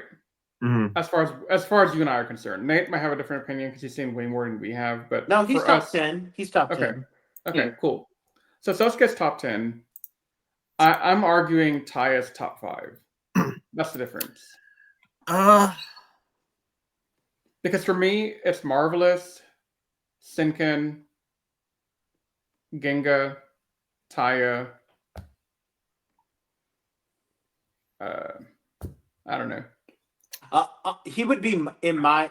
Honestly, I'm gonna put him in my top 5 now. Like my original top 5, and this might have been shaken up recently, but I did this post on my blog recently where my top 5 from 1 to 5: Shinken Red, Gokai Red. Well, okay, now I would probably switch it: Shinken Red, Ginga Red, then Gokai Red, Aba Red, and then Boken Red. But I'm actually tempted to take.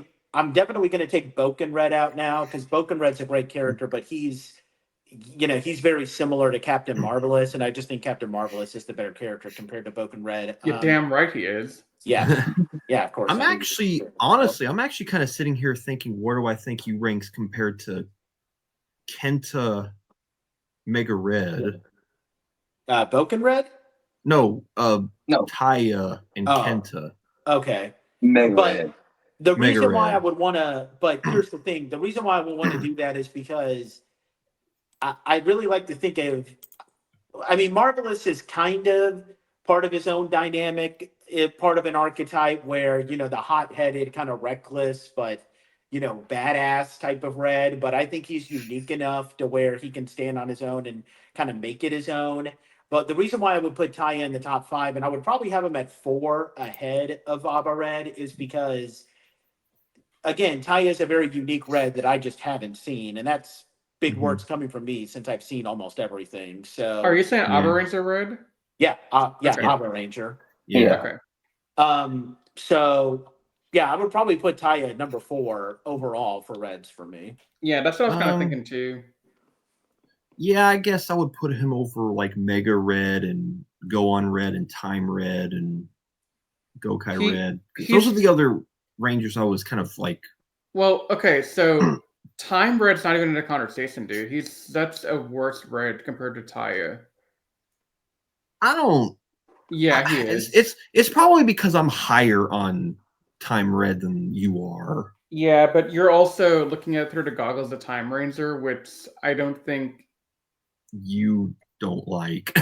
Well, no, I think you have a bias to it because I don't think what was his name? Tatsuya. That guy. I don't think he was that good.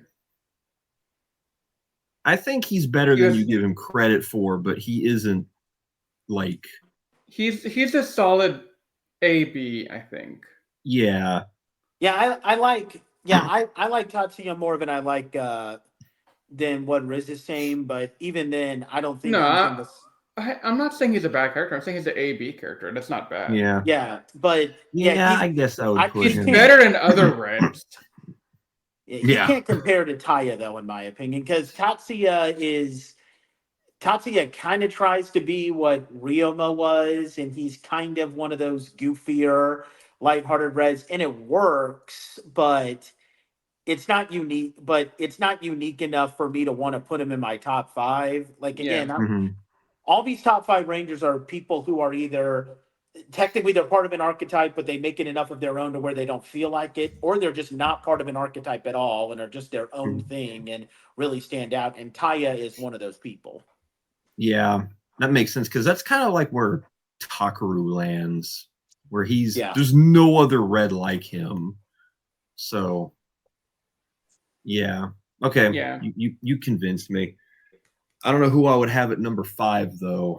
Probably that's been my debate for a bit. Out of the seasons I've seen, I kind of want to say Mega Red. Well, hopefully we'll be able to have a conversation like that soon because hopefully we'll get to Mega Ranger soon. At some point. Anthony, what do you do you want to like? Where would you put Taya within your top 5? That's gonna be difficult because I've seen more red than y'all have, so it's like. Oh well, excuse me, you're a badass over here. Honestly, y'all might not agree with me, but I'll say this. Honestly, I think him and Zero Eagle are kind of neck for neck when it comes to character. Like they're both like really solid reds. And where does Zero Red fall on your list? Where is Zero Red on your list? Yeah. Talking about Taya, like number wise. Yeah, like if you were talking about your top 5, what is your top 5 right now? It would be.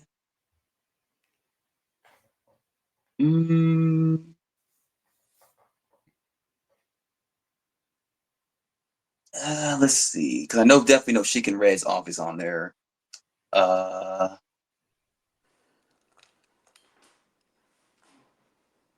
Ryoma, obviously, Gokai Red. So what's that? Shiken Gokai.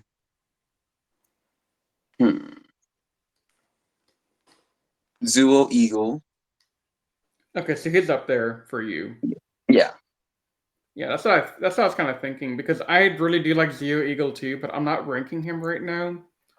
Only because I figured because like I said, most of y'all haven't like seen most of the seasons of Sentai. Oh no, I've watched almost all of Zero, but I didn't watch like the last 2 arcs. Right. Yeah, I'm just missing like 15 episodes at most. Yeah, I think Yamato would be in my top 10 for sure. No, Yamato's an amazing red. I love him. I really need to watch Zyuohger. It's a great season. I love it. I just stopped watching because I couldn't keep up with the once a week thing at the time. Yeah. No, I get it. Yeah. But I kept on it for a long time, and then I was like, I can't. And then I was still recovering from the garbage that came before it. Or did it come after it? I think it came Wait, which season are you talking about? You talking about it came after Ninja. Yeah. Oh, Ninja. I was still recovering from Ninja. Yeah. Oh yeah, that will do it. That will do it. Ninja gave me all kinds of pain. It gives all kinds of pain. That's kind of the excuse for why I think people don't give Jungle Fury the time of day because it came after Overdrive. Yeah. Oh yeah, for sure. Yeah. Okay, yeah, we can so we can all agree that Taya is at the very least well, I think we all agree S tier, top 10. Yeah. Sure, yeah. Yeah. Let's move on to Blue Ishiro. He's the only one I'm going to say that's not an S tier aside from Sakito. Spoilers, by the way. No, I agree with that. But the finale arc kind of hurt him. The finale arc hurt him a lot. He was trending into high A category, and then he was getting close to S tier at the end game. So, but then going back to what we said earlier, so you feel like, did the betrayal, like, if he had not betrayed them, would this have helped his arc? Yes or no? No. Okay. If he had not betrayed him, he had stayed on their side and never done anything like extraordinary and just been kind of there, he'd have remained like a tier character. Okay. But they tried something and then they backpedaled on it, and that's what's making me kind of question AB. Yeah. It's how he turned back to the Boonboomgers side. It's just too convenient. It was like it was very nonchalant. It didn't have any build-up. It didn't have any like exposition. Like never once do we really get like too much.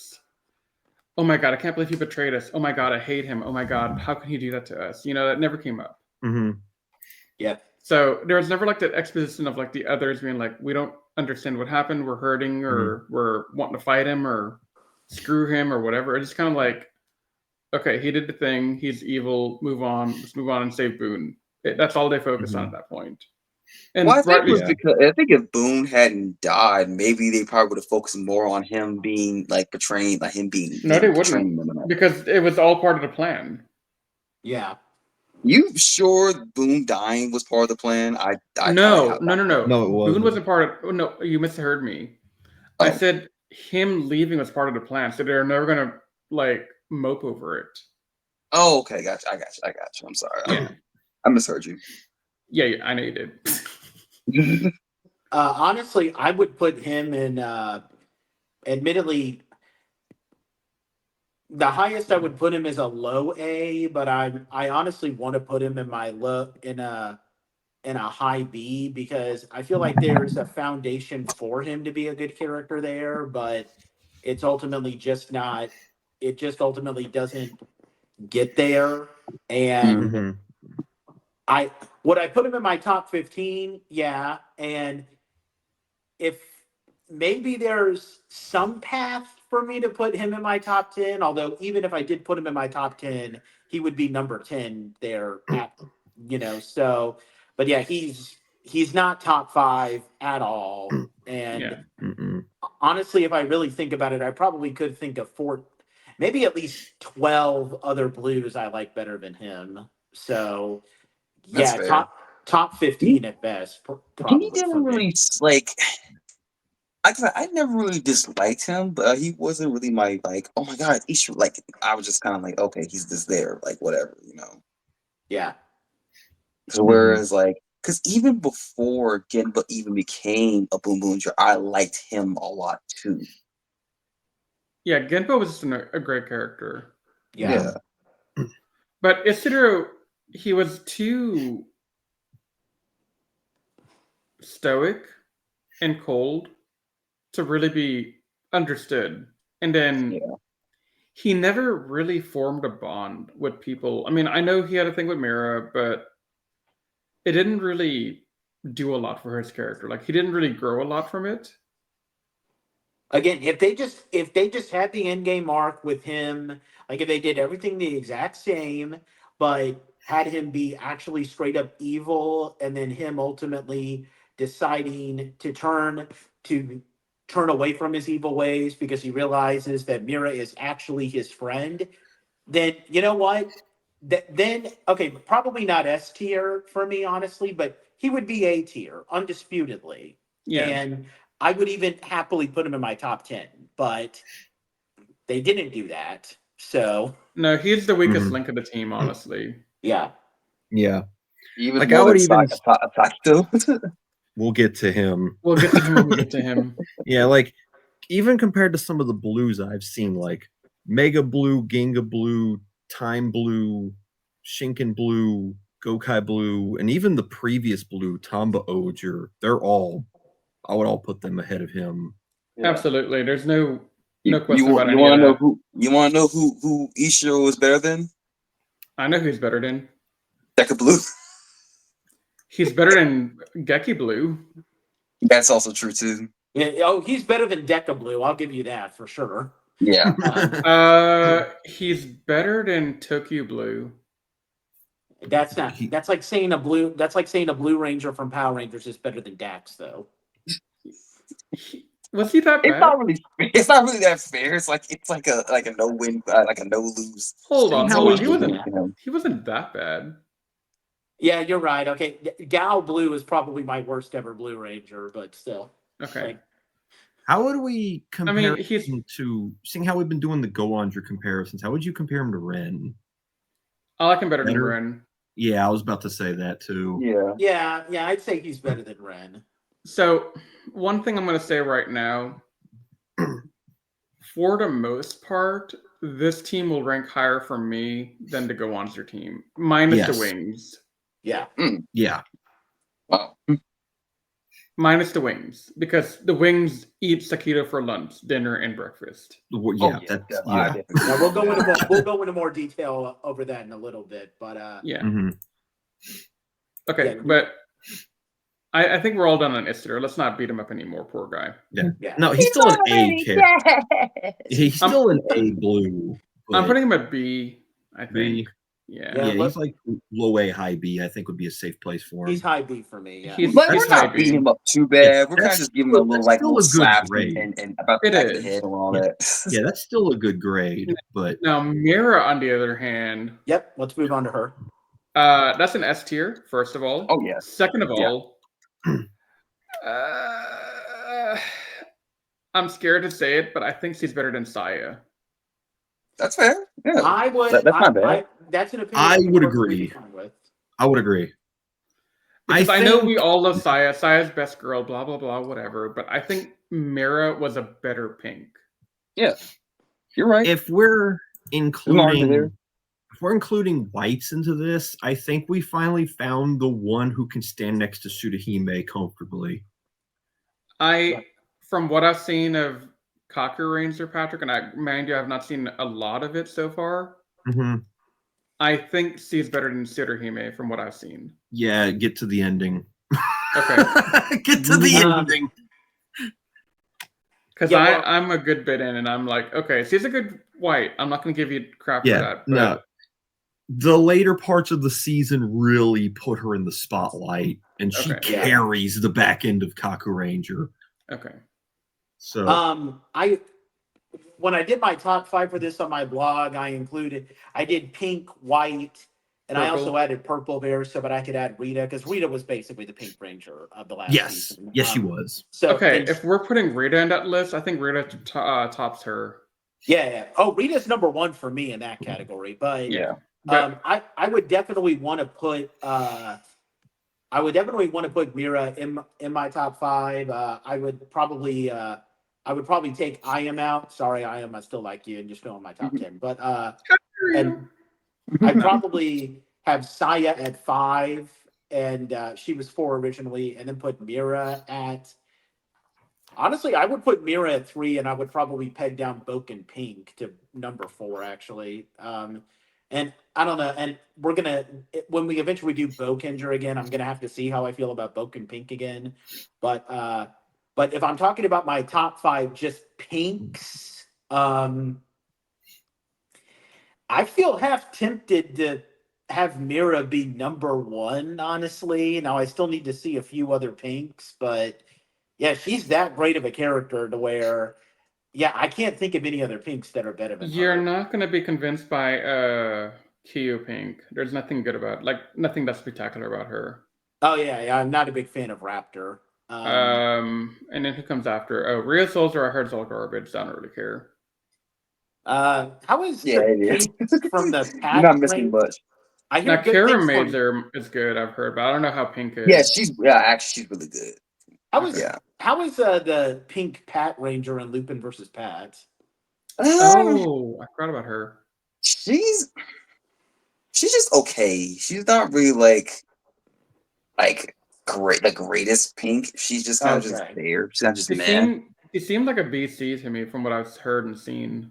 Yeah, I agree Okay, with that. then honestly, yeah, by that default, then even then it's not even by default because she's still just that great of a character. Yeah, Mira would probably be my number 1 Mhm. pink. Now, granted, Yeah, like the only other 2 pinks I can think of from the seasons I've seen that even have like a remote fighting chance are Mega Pink and Ginga Pink, and they're not on her level either.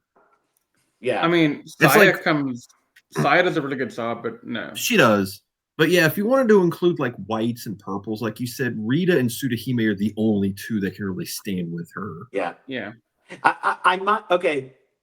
There's a possibility that maybe Boken Pink could be better than Mira, but I'm gonna wait till we eventually do Boonboomger, Well, the whole my judgment on you've that. seen most of Boonboomger. I've seen maybe like a quarter of it.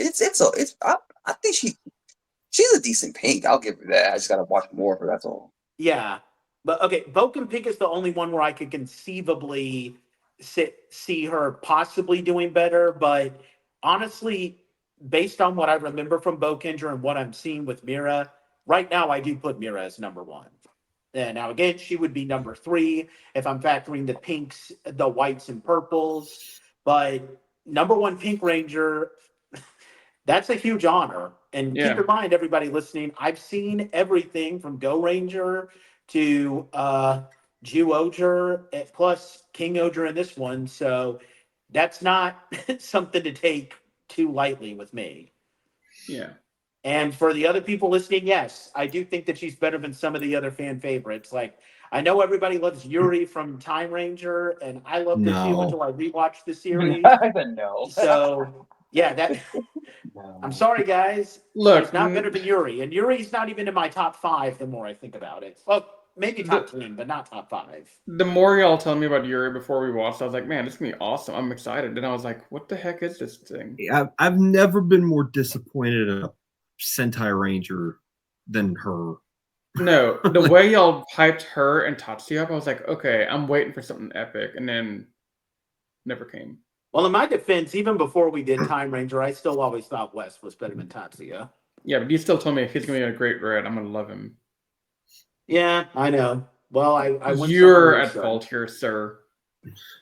But yeah, if I did my top 5 pinks, I would probably put Mira at 1, Boken Pink 2, Saya 3. For 4, I would probably do. I'd probably put Mako from Shinkenger. I know she didn't do much, but she was still a great character. Yeah. And yeah, probably Mega Pink after her. Mega Pink Okay. below Shinken Pink? I'm actually a little bit shocked by that one. I don't know. I need to, when we watch Mega Ranger again, maybe that'll change. Yeah. Probably. But Yeah. Anyway, let's talk about Zoe, because I don't want to deal with the Genba color questions just yet. yeah, it's fine. Zoe is S tier. Yeah, he is. And Yes. Nate, I'm sorry. I really am. I know what you're going to tell me, and I don't care, but he might take Guy's spot. Honestly, go ahead and say that. I honestly don't mind that. He is. I don't agree with it, but I'm not going to fight you on it. He's the best block I've seen.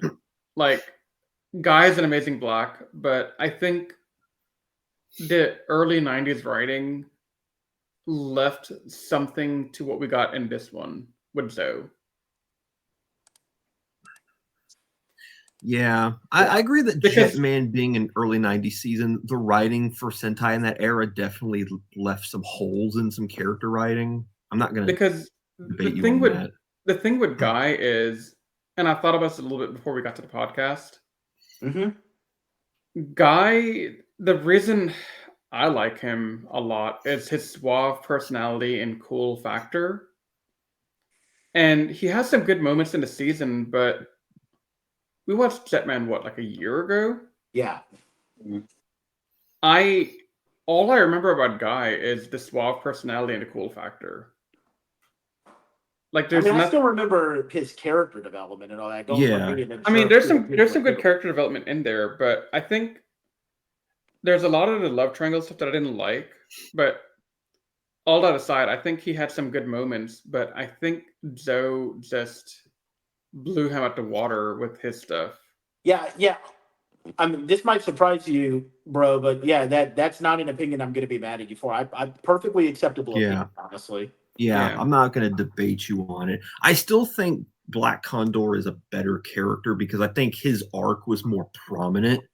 But I'm not gonna hate you for that because I understand where you're coming from. I'm with Pat on this one.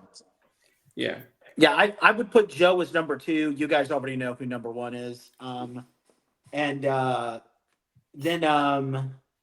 I'd probably have I want to say probably Mega Black after Joe.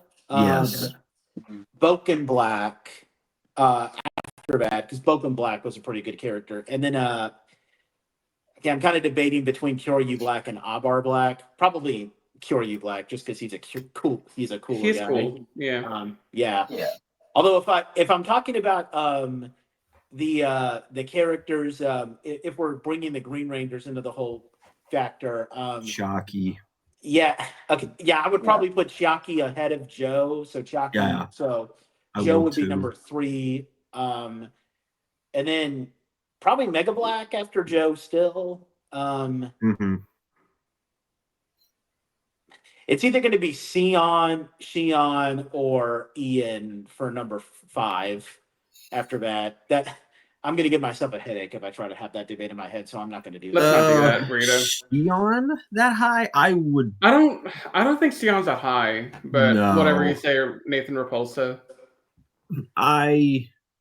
Just off the Rangers I've seen, I would put Jiraiya above Shion. I don't blame you. I say the same thing. He I'm doesn't not like liking Soraya right now. the American accent to be saying. Yeah, I said give it time. You haven't seen the whole season yet, so withhold your full opinions on Kaku Ranger for a minute.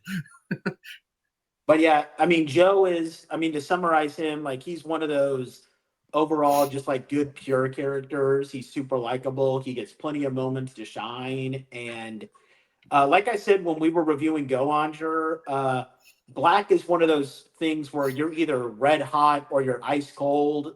Joe was on fire, honestly. Yes. So can't really say anything else there. Gunpei, you lost brownie points. He never had brownie points. Well, he did for a while, and then he dropped them all. Okay, so moving on. By the way, just a quick question. When we review Kyoryu and we see the guy who played Gunpei get killed in Ian's backstory, are we all going to cheer because we hate Gunpei? Yes. I have no idea what I'm going to do. Okay, that was moving on. But let's go ahead. Nathan, how the heck are we going to handle Genba's color? I mean, we could technically compare him to other oranges, but since it's dynamic, yellow? Why don't we compare him to yellow? Yeah, I was about to say, since his dynamic is technically the same as like a Yellow Ranger, we can put him in that category. Well, then his predecessor is probably going to be ahead of him, but man, I love this guy. Yeah, I think he's a really good. He's top 5 if you put him in yellows. Yeah, he's definitely S tier. Let's get that out of the way. Yeah. But I think Himeno wins regardless of what you tell me. Mm-hmm. Then I think Genba. Domon. Luca. Oh god, Domon's my bro. Luca's another one I really like. Me too. Luca's cool. Like you can't hate her. And I know Nathan's gonna say Kodaha at some point because he's Kodaha's biggest simp. Or were you gonna stick Ginga yellow? Because I know you like Ginga yellow, Riz. He's below. He's not in the top 5. He never was. Fair enough. Ginga Yellow's top 10, but not top 5. No, I never said he was top 5. I like him a lot, but he's not top 5. Well, that's what I'm saying. You liked him a lot. I just wondering where he was on your list. Yeah. Okay. No, I liked him a lot more because you guys all told me he's not going to be that interesting and great. And I'm like, you guys are all stupid when it comes to telling me what to expect. Yeah, you're a bit of an oddball when it comes to like we can never predict what you like.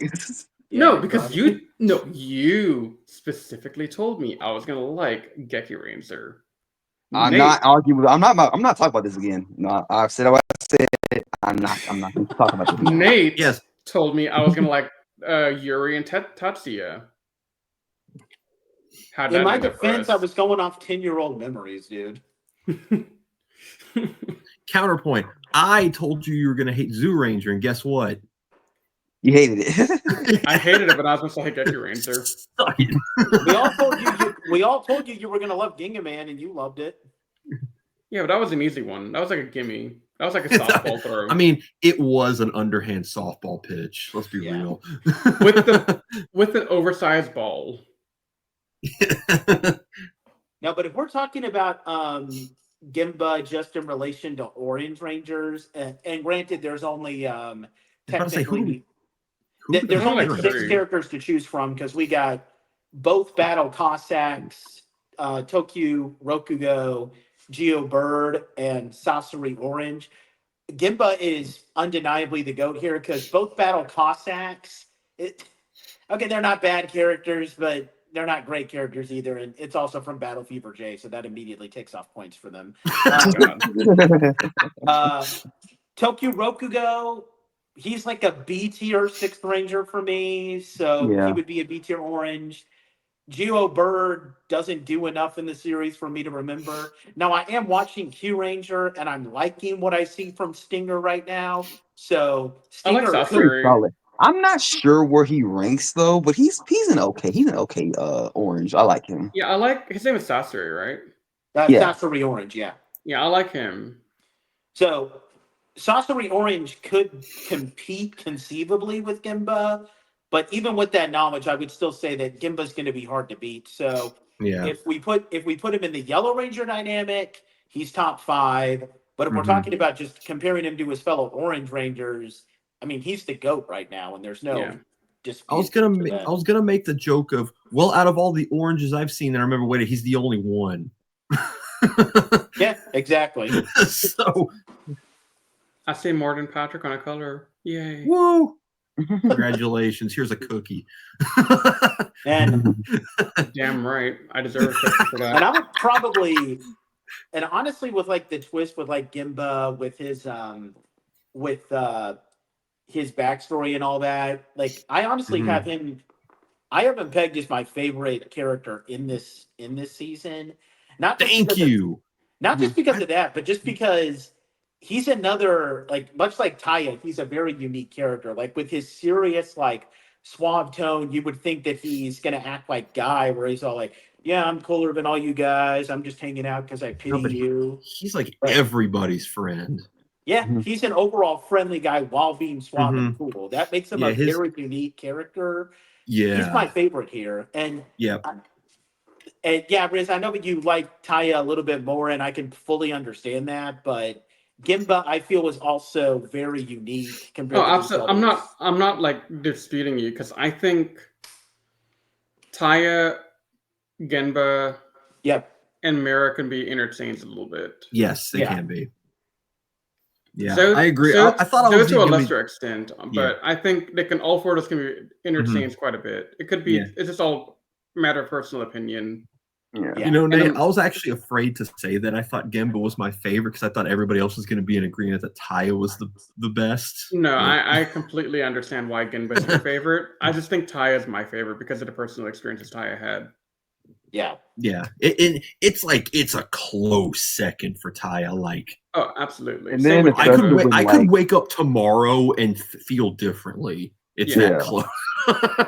Yeah. Well, but I also like his backstory to find that he's a freaking alien that, like, you're like, wow, like that just skyrocketed his whole like arc and everything. No, and the way that they show everything leading up to that twist with it making perfect sense. Yeah. That, I mean, that works on like a level of like that plot twist that happens at the end of like the sixth. Okay, maybe this is saying too much, but it did feel like legitimately like it works on the level of like how the Sixth Sense plot twist at the end of the movie worked, at least for me. So, with how they were subtly hinting everything and then ultimately revealing it, like that blew my mind, honestly, when I first watched it. There was a legit lore reason with the lollipops. That's what got me the most too. I was like, they didn't have to do that, but they did it, and I'm glad they did it. Yeah. Okay, now we can move on to a guy who's probably going to get even more of a beating than Ishiro, unfortunately. It's worse. We can show a few slaps in the hand, but this guy's going to get. Okay, so we're gonna treat him like that copy machine in Office Space. I know. Okay. Take him out to the field and beat him with a bat. All right. Before we get to the beating, I will make one comment on the rankings we've done so far.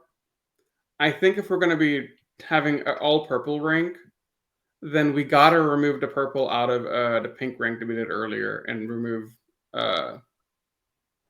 Rita from the contention there, because we do have a purple. We do have a couple of purples now, and we can say that Rita is very the goat purple, and that's her title. Who are all the purples? So we got Violet, Kyoryu Violet, Tokyo Nanago. There's a Jiwo Condor, but I don't know what that is. That's not a single ranger. That's like a fusion, I think. There's Ryu Commander from Q Ranger. I like him. Guy Solg, whatever Void Knight's counterpart is in Ryu Soldier. Guy Solg, yeah. There's two ones from there's ones that they have listed from Zenkaiger and Dawn Brothers. I don't know anything about those. And then Stacy, that's Stacy. And then Rita. Yeah. Okay. Yeah. So I mean, there's a good number of purples, and I think it's better to just keep her separate because of that. But if we're talking about purples in general, I would have Sekito. I mean, I still need to see a bunch of these. I would put Geki Violet ahead of him. I don't like saying that, but I would. No. We're not doing that. I want to say that because I genuinely believe that he was a good character. It's just that the stuff around him held him back.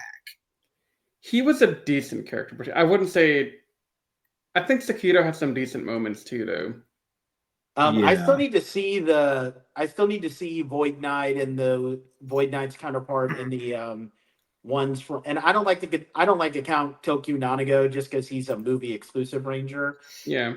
I would probably have Sekito at number 3 there. The two I would rank ahead of him are Rita and Yayoi from Kyoryuger. Yeah, I was about to ask about Kyoryu Violet. I remember liking her. Me too. I don't know about her grandpa, Dr. Olshay. Nah, I forgot about him. But Kyoryu Arthritis, as I called him. Arthritis. Okay, so back to Riz, you got to put some respect on him, not as a ranger, but him as a character. Because he's a great character. If it wasn't for him, we wouldn't have the Kyoryu morphers like they were before. So I'm not saying he's a bad character. I'm just saying that he's not a person I would rank. No. Yeah, he was like a one-off. He was like a one-off joke ranger. Yeah. Kind of. It's like saying that SPD Orange is a real ranger. Yeah. Yeah. Yeah. But going back to Sekito real quick, and what Patrick said about Geki Violet. Geki Violet might have been written a little bit better than Sekito, but I think Sekito had better personality. Yes. I'm not going to debate you on that. That's why I'm sitting here like, do I think Geki Violet is better or not? No, and I think the personality trumps the writing of Geki Violet, because Geki Violet's writing is really constricted. Hang on. I'm not done talking yet, dang it. Sorry. You've been doing this all freaking night. Oh, sorry. Okay. So Sekito has better personality and mediocre writing. Violet from Geki Ranger has okay writing and mediocre personality. And that's not his fault. It's the fault of the entire season being garbage. Yeah, that's what I'm saying. The stuff around Geki Violet was worse. I think Sekito is a better character just on the merit of mediocre writing and really good personality. I'll give you the props that he was more entertaining. So he's definitely more entertaining. I'll put Boon Violet ahead of him. I just can't accept that you would. I just can't accept that you put a Geki Ranger over a Boonboomger. That's never going to happen. Hey, I still want to, even in bad things, I want to give them the props when they have them. Okay, and I do think Geki Violet is a better character than you're probably going to give him credit for. Oh no, I'm not saying he's a bad character. I already said he's a decent. He's a decent written character. The problem is he's tied to a really boring blue. Yeah. Yeah. If what was his name? I don't know. Exactly. Retsu. If Retsu was a better written character, he would have been elevated because of it. Right, but Retsu is not a great character, so he loses a lot of points there.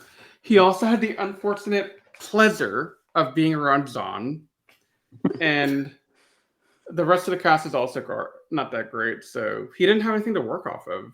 Yeah. Oh, and for people who are curious, after Sekito, I would put Geki Violet, and then by default, I have to put Ryu Commander. Now, I don't like Ryu Commander with what I've seen so far with What? Two Ranger, Why? but I don't know. I still need to see more, but I mean, he's a funny mentor, but I need to see more of him. But Did yeah, you get to so the part where far. he transformed or no?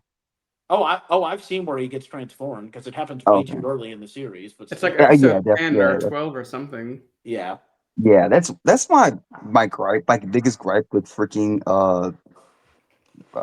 Q Ranger is that they too many Rangers too soon. Yeah. Yeah. But like but with the purples, like I mean, Rita is an undisputed S. Yayoi, I don't think is S, but she's at least an A tier character. Yeah, she's A. So Yeah. yeah, Yayoi is definitely better than. But Mhm. I mean, aside from purples, we can talk about Sakito in relation to like other Sixth Rangers now. So Oof, this is when it gets brutal. yeah. Can we just skip that and say he's not a good Sixth Ranger and move on? Do we really have to give him that disrespect? Well, let me go through the No, list. well, he's better than Bry. He's better than Kiba Ranger. That's not saying much. He's better than King Ranger. That is That's not not saying saying much. That's not saying much at all. Mega Silver. That's actually kind of tough. I would. Yeah, honestly, he's more memorable than Mega. He's more memorable than Mega Silver, in my personal opinion. There's not Yeah. that many. There's not that many C tier Sixth Rangers that I can remember, but yeah, I would probably have Sakito there, maybe low B, but yeah, I would Yeah. probably have him in the same category at the very least as Mega Silver, where Yeah, he feels like a Mega Silver tier 6th Ranger. He's a C tier to me, honestly, overall. Well, that is where Mega Silver lands. So Okay. yeah, like he's not nearly as bad as. He's certainly not as bad as like some actual bottom of the barrel six like Kiba Ranger or King Ranger, and I would say he's definitely better than Gao Silver. Gao Silver isn't as bad as those other two Rangers, but he's still pretty bad. yeah, but he's not like Black Knight or Spider Kimonos or Not even close. No, he's not even close to them. Yeah, this is like I might even like Genta more than him. Oh yeah, 100%. Because Genta at least had some funny, memorable moments. Yeah, his faces. Oh yeah, and of course another S tier thing, the wings. We're talking about car things. The wings are S tier also. Like we're making the Go-Onja comparisons here. Like the wings just dump him. It's not even close. Yeah, I mean, like Boonboomger. Spoiler alert for the people listening. Ultimately, I would probably say that Boonboomger as a whole is better than Go-Onja, but if we were to ever like compare Boonboomger to Go-Onja, like the Sixth Ranger versus, I mean, Hiruto and Mew are just gonna win that without. That's not even a contest there. They're gonna float tap dance all over Sakito. Yeah, I mean, I partially want to put him at like the very bottom of the B tier. Part of me wants to do that just because I really loved how they introduced him with his backstory. Like I was totally blown away with how they introduced him. But the problem is that after they introduce him, that's he reminds like everything going just off kind that of goes downhill. Yeah, going off that thing with him having a good introduction and he falls off after that. He reminds me of Kyoryu Gold. Oh yeah. Kyoryu Gold had a really good introduction, and then they ticked me off by not giving him cultural whiplash, and he was just a big idiot. Yeah, in that regard, I would probably maybe I would say he's better than Kyoryu Gold just because. Yeah, because Kyoryu Gold didn't do anything memorable when I think about it. Yeah, and I don't hate Kyoryu Gold, but he's like the definition of I mean, it's all right type of. Yeah, he's like the example of average. And I do have Kyoryu Gold as a B tier just because there's nothing terrible, but there's nothing great. So I guess by default I would put Sakito in the low B, but there's no way that he has a path to a high B or an A tier in my opinion. No. And honestly, the more I mean, first of all, he's my least favorite character from this season, and easily. Sometimes I might even feel tempted to put him at C tier because the more I think about it, the more it kind of makes me angry. Because I remember when I first watched his character debut story, and I thought, wow, this character has a lot of potential to be an amazing six. Like maybe he's not necessarily going to be on the level of Spider Kimonos, but maybe he'll be great. I mean, he was completely disappointing. So. Yeah. But yeah, we can agree that he's on the B, C tier. I think C is a pretty safe place for him. Yeah. Yep. He's C. Mm-hmm. Okay. Well, let's wrap this up. Each can go one by one. We don't have to go. If you want to give your overall thoughts, go ahead. But yeah, let's wrap this up by giving Boonboomger a tier ranking. And if you want to give it a ranking out of 10, go ahead. But let's give our closing thoughts so we can wrap up Bakuage Sentai Boonboomger. Someone go first. I'm contemplating. Anthony, go first. I'm contemplating too. Are we talking about like as far as ranking goes? Just out of 10. Out of 10. You don't have to give a ranking where you put the season. Just say what the score is. Okay, 10. Definitely a 10. Okay. The whole season. Would it be an S tier for you? Actually, no. I take that back. Like I said before, if we had a little bit more episodes and focused a little bit more on the BBG being part of the story, overall the ending, it would have been a solid 10. But I'm gonna give it just a 9.5. Yeah, that's the exact rate I'm giving it. I would. Part of me I do kind of want to put it in my low S tier. Like I really enjoyed it. The in-game art did kind of hurt it a little bit. Like Go Onger probably beats it there too, but I still think that it was very solid. It was great from start to finish. It has great characters. Like this Sentai Cat, when I first saw the poster for this and just kind of saw how ridiculous those suits were at first, this Sentai is way better than it has any business being. And ultimately, I would probably say that it's the best car theme Sentai just because of its characters alone. So, yeah, I'm probably going to put it on low S tier, give it a 9.5 out of 10. And I don't want to go into my top 5 Sentais of all time conversation. I'll at the very least say that it belongs in my top 10. I won't go into detail on that because that's something I need to figure out. But yeah, that's all I'll say. Okay, Nathan Repulsa, go have your headache in your corner. Right. But yeah, it's the best car themed Sentai, and that's undisputable for me. Yeah. I still say my top 3 are safe. The Shinkenger, Gingaman, King Oger trifecta is still safe. This is definitely like a solid 9. I don't know where I would rank it in comparison to them, but it's definitely a 10, a top 10 season for me. Yep. Yeah. I'm gonna go to 9 as well. The endgame arc fizzled out a little bit more than I wanted it to, but still, it's a solid 9, top 10. It was making a really big case for being a really big and amazing Sentai, like maybe top 5, but it started losing steam, and I was like, please pick up again, do something, but it didn't. I'm hoping that when they have the King Oger movie, that we get to BBG, and that'll kind of maybe help me reconsider some of this, but I don't think so. We don't know. The only other thing I want to add is that I would honestly kind of call this the Kamen Rider drive of Sentais because, last season we had something that kind of broke ground and did something unlike anything that Super Sentai had done in the same way that Gaim did something that Kamen Rider had never done. And then we kind of get a back to basics season, which ironically enough, in the same case with Drive, is car themed.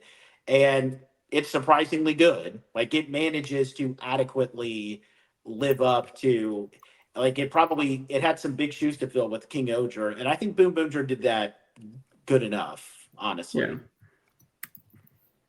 But yeah, with that said, everyone, this wraps up Boonboomger. We're definitely we will take a look at the King Oger versus Boonboomger movie when it comes out, since we've already reviewed King Oger. And we'll definitely take a look at any other Boonboomger content that comes out, because we all very much enjoyed this season, and we hope that you guys enjoyed it as much as we did. And we will continue our reviews of the Sentai that is currently airing, because next time we will be taking a look at the first episode of #1 Sentai Go-Juger. And of course, we have some bunch of other things planned out for you guys. We're going to be taking a look at some other Sentais as well. We got a whole lot planned for you. We're going to have a lot of fun in the year of 2025, and we hope you guys will join us for all of that. But until then, bye for now.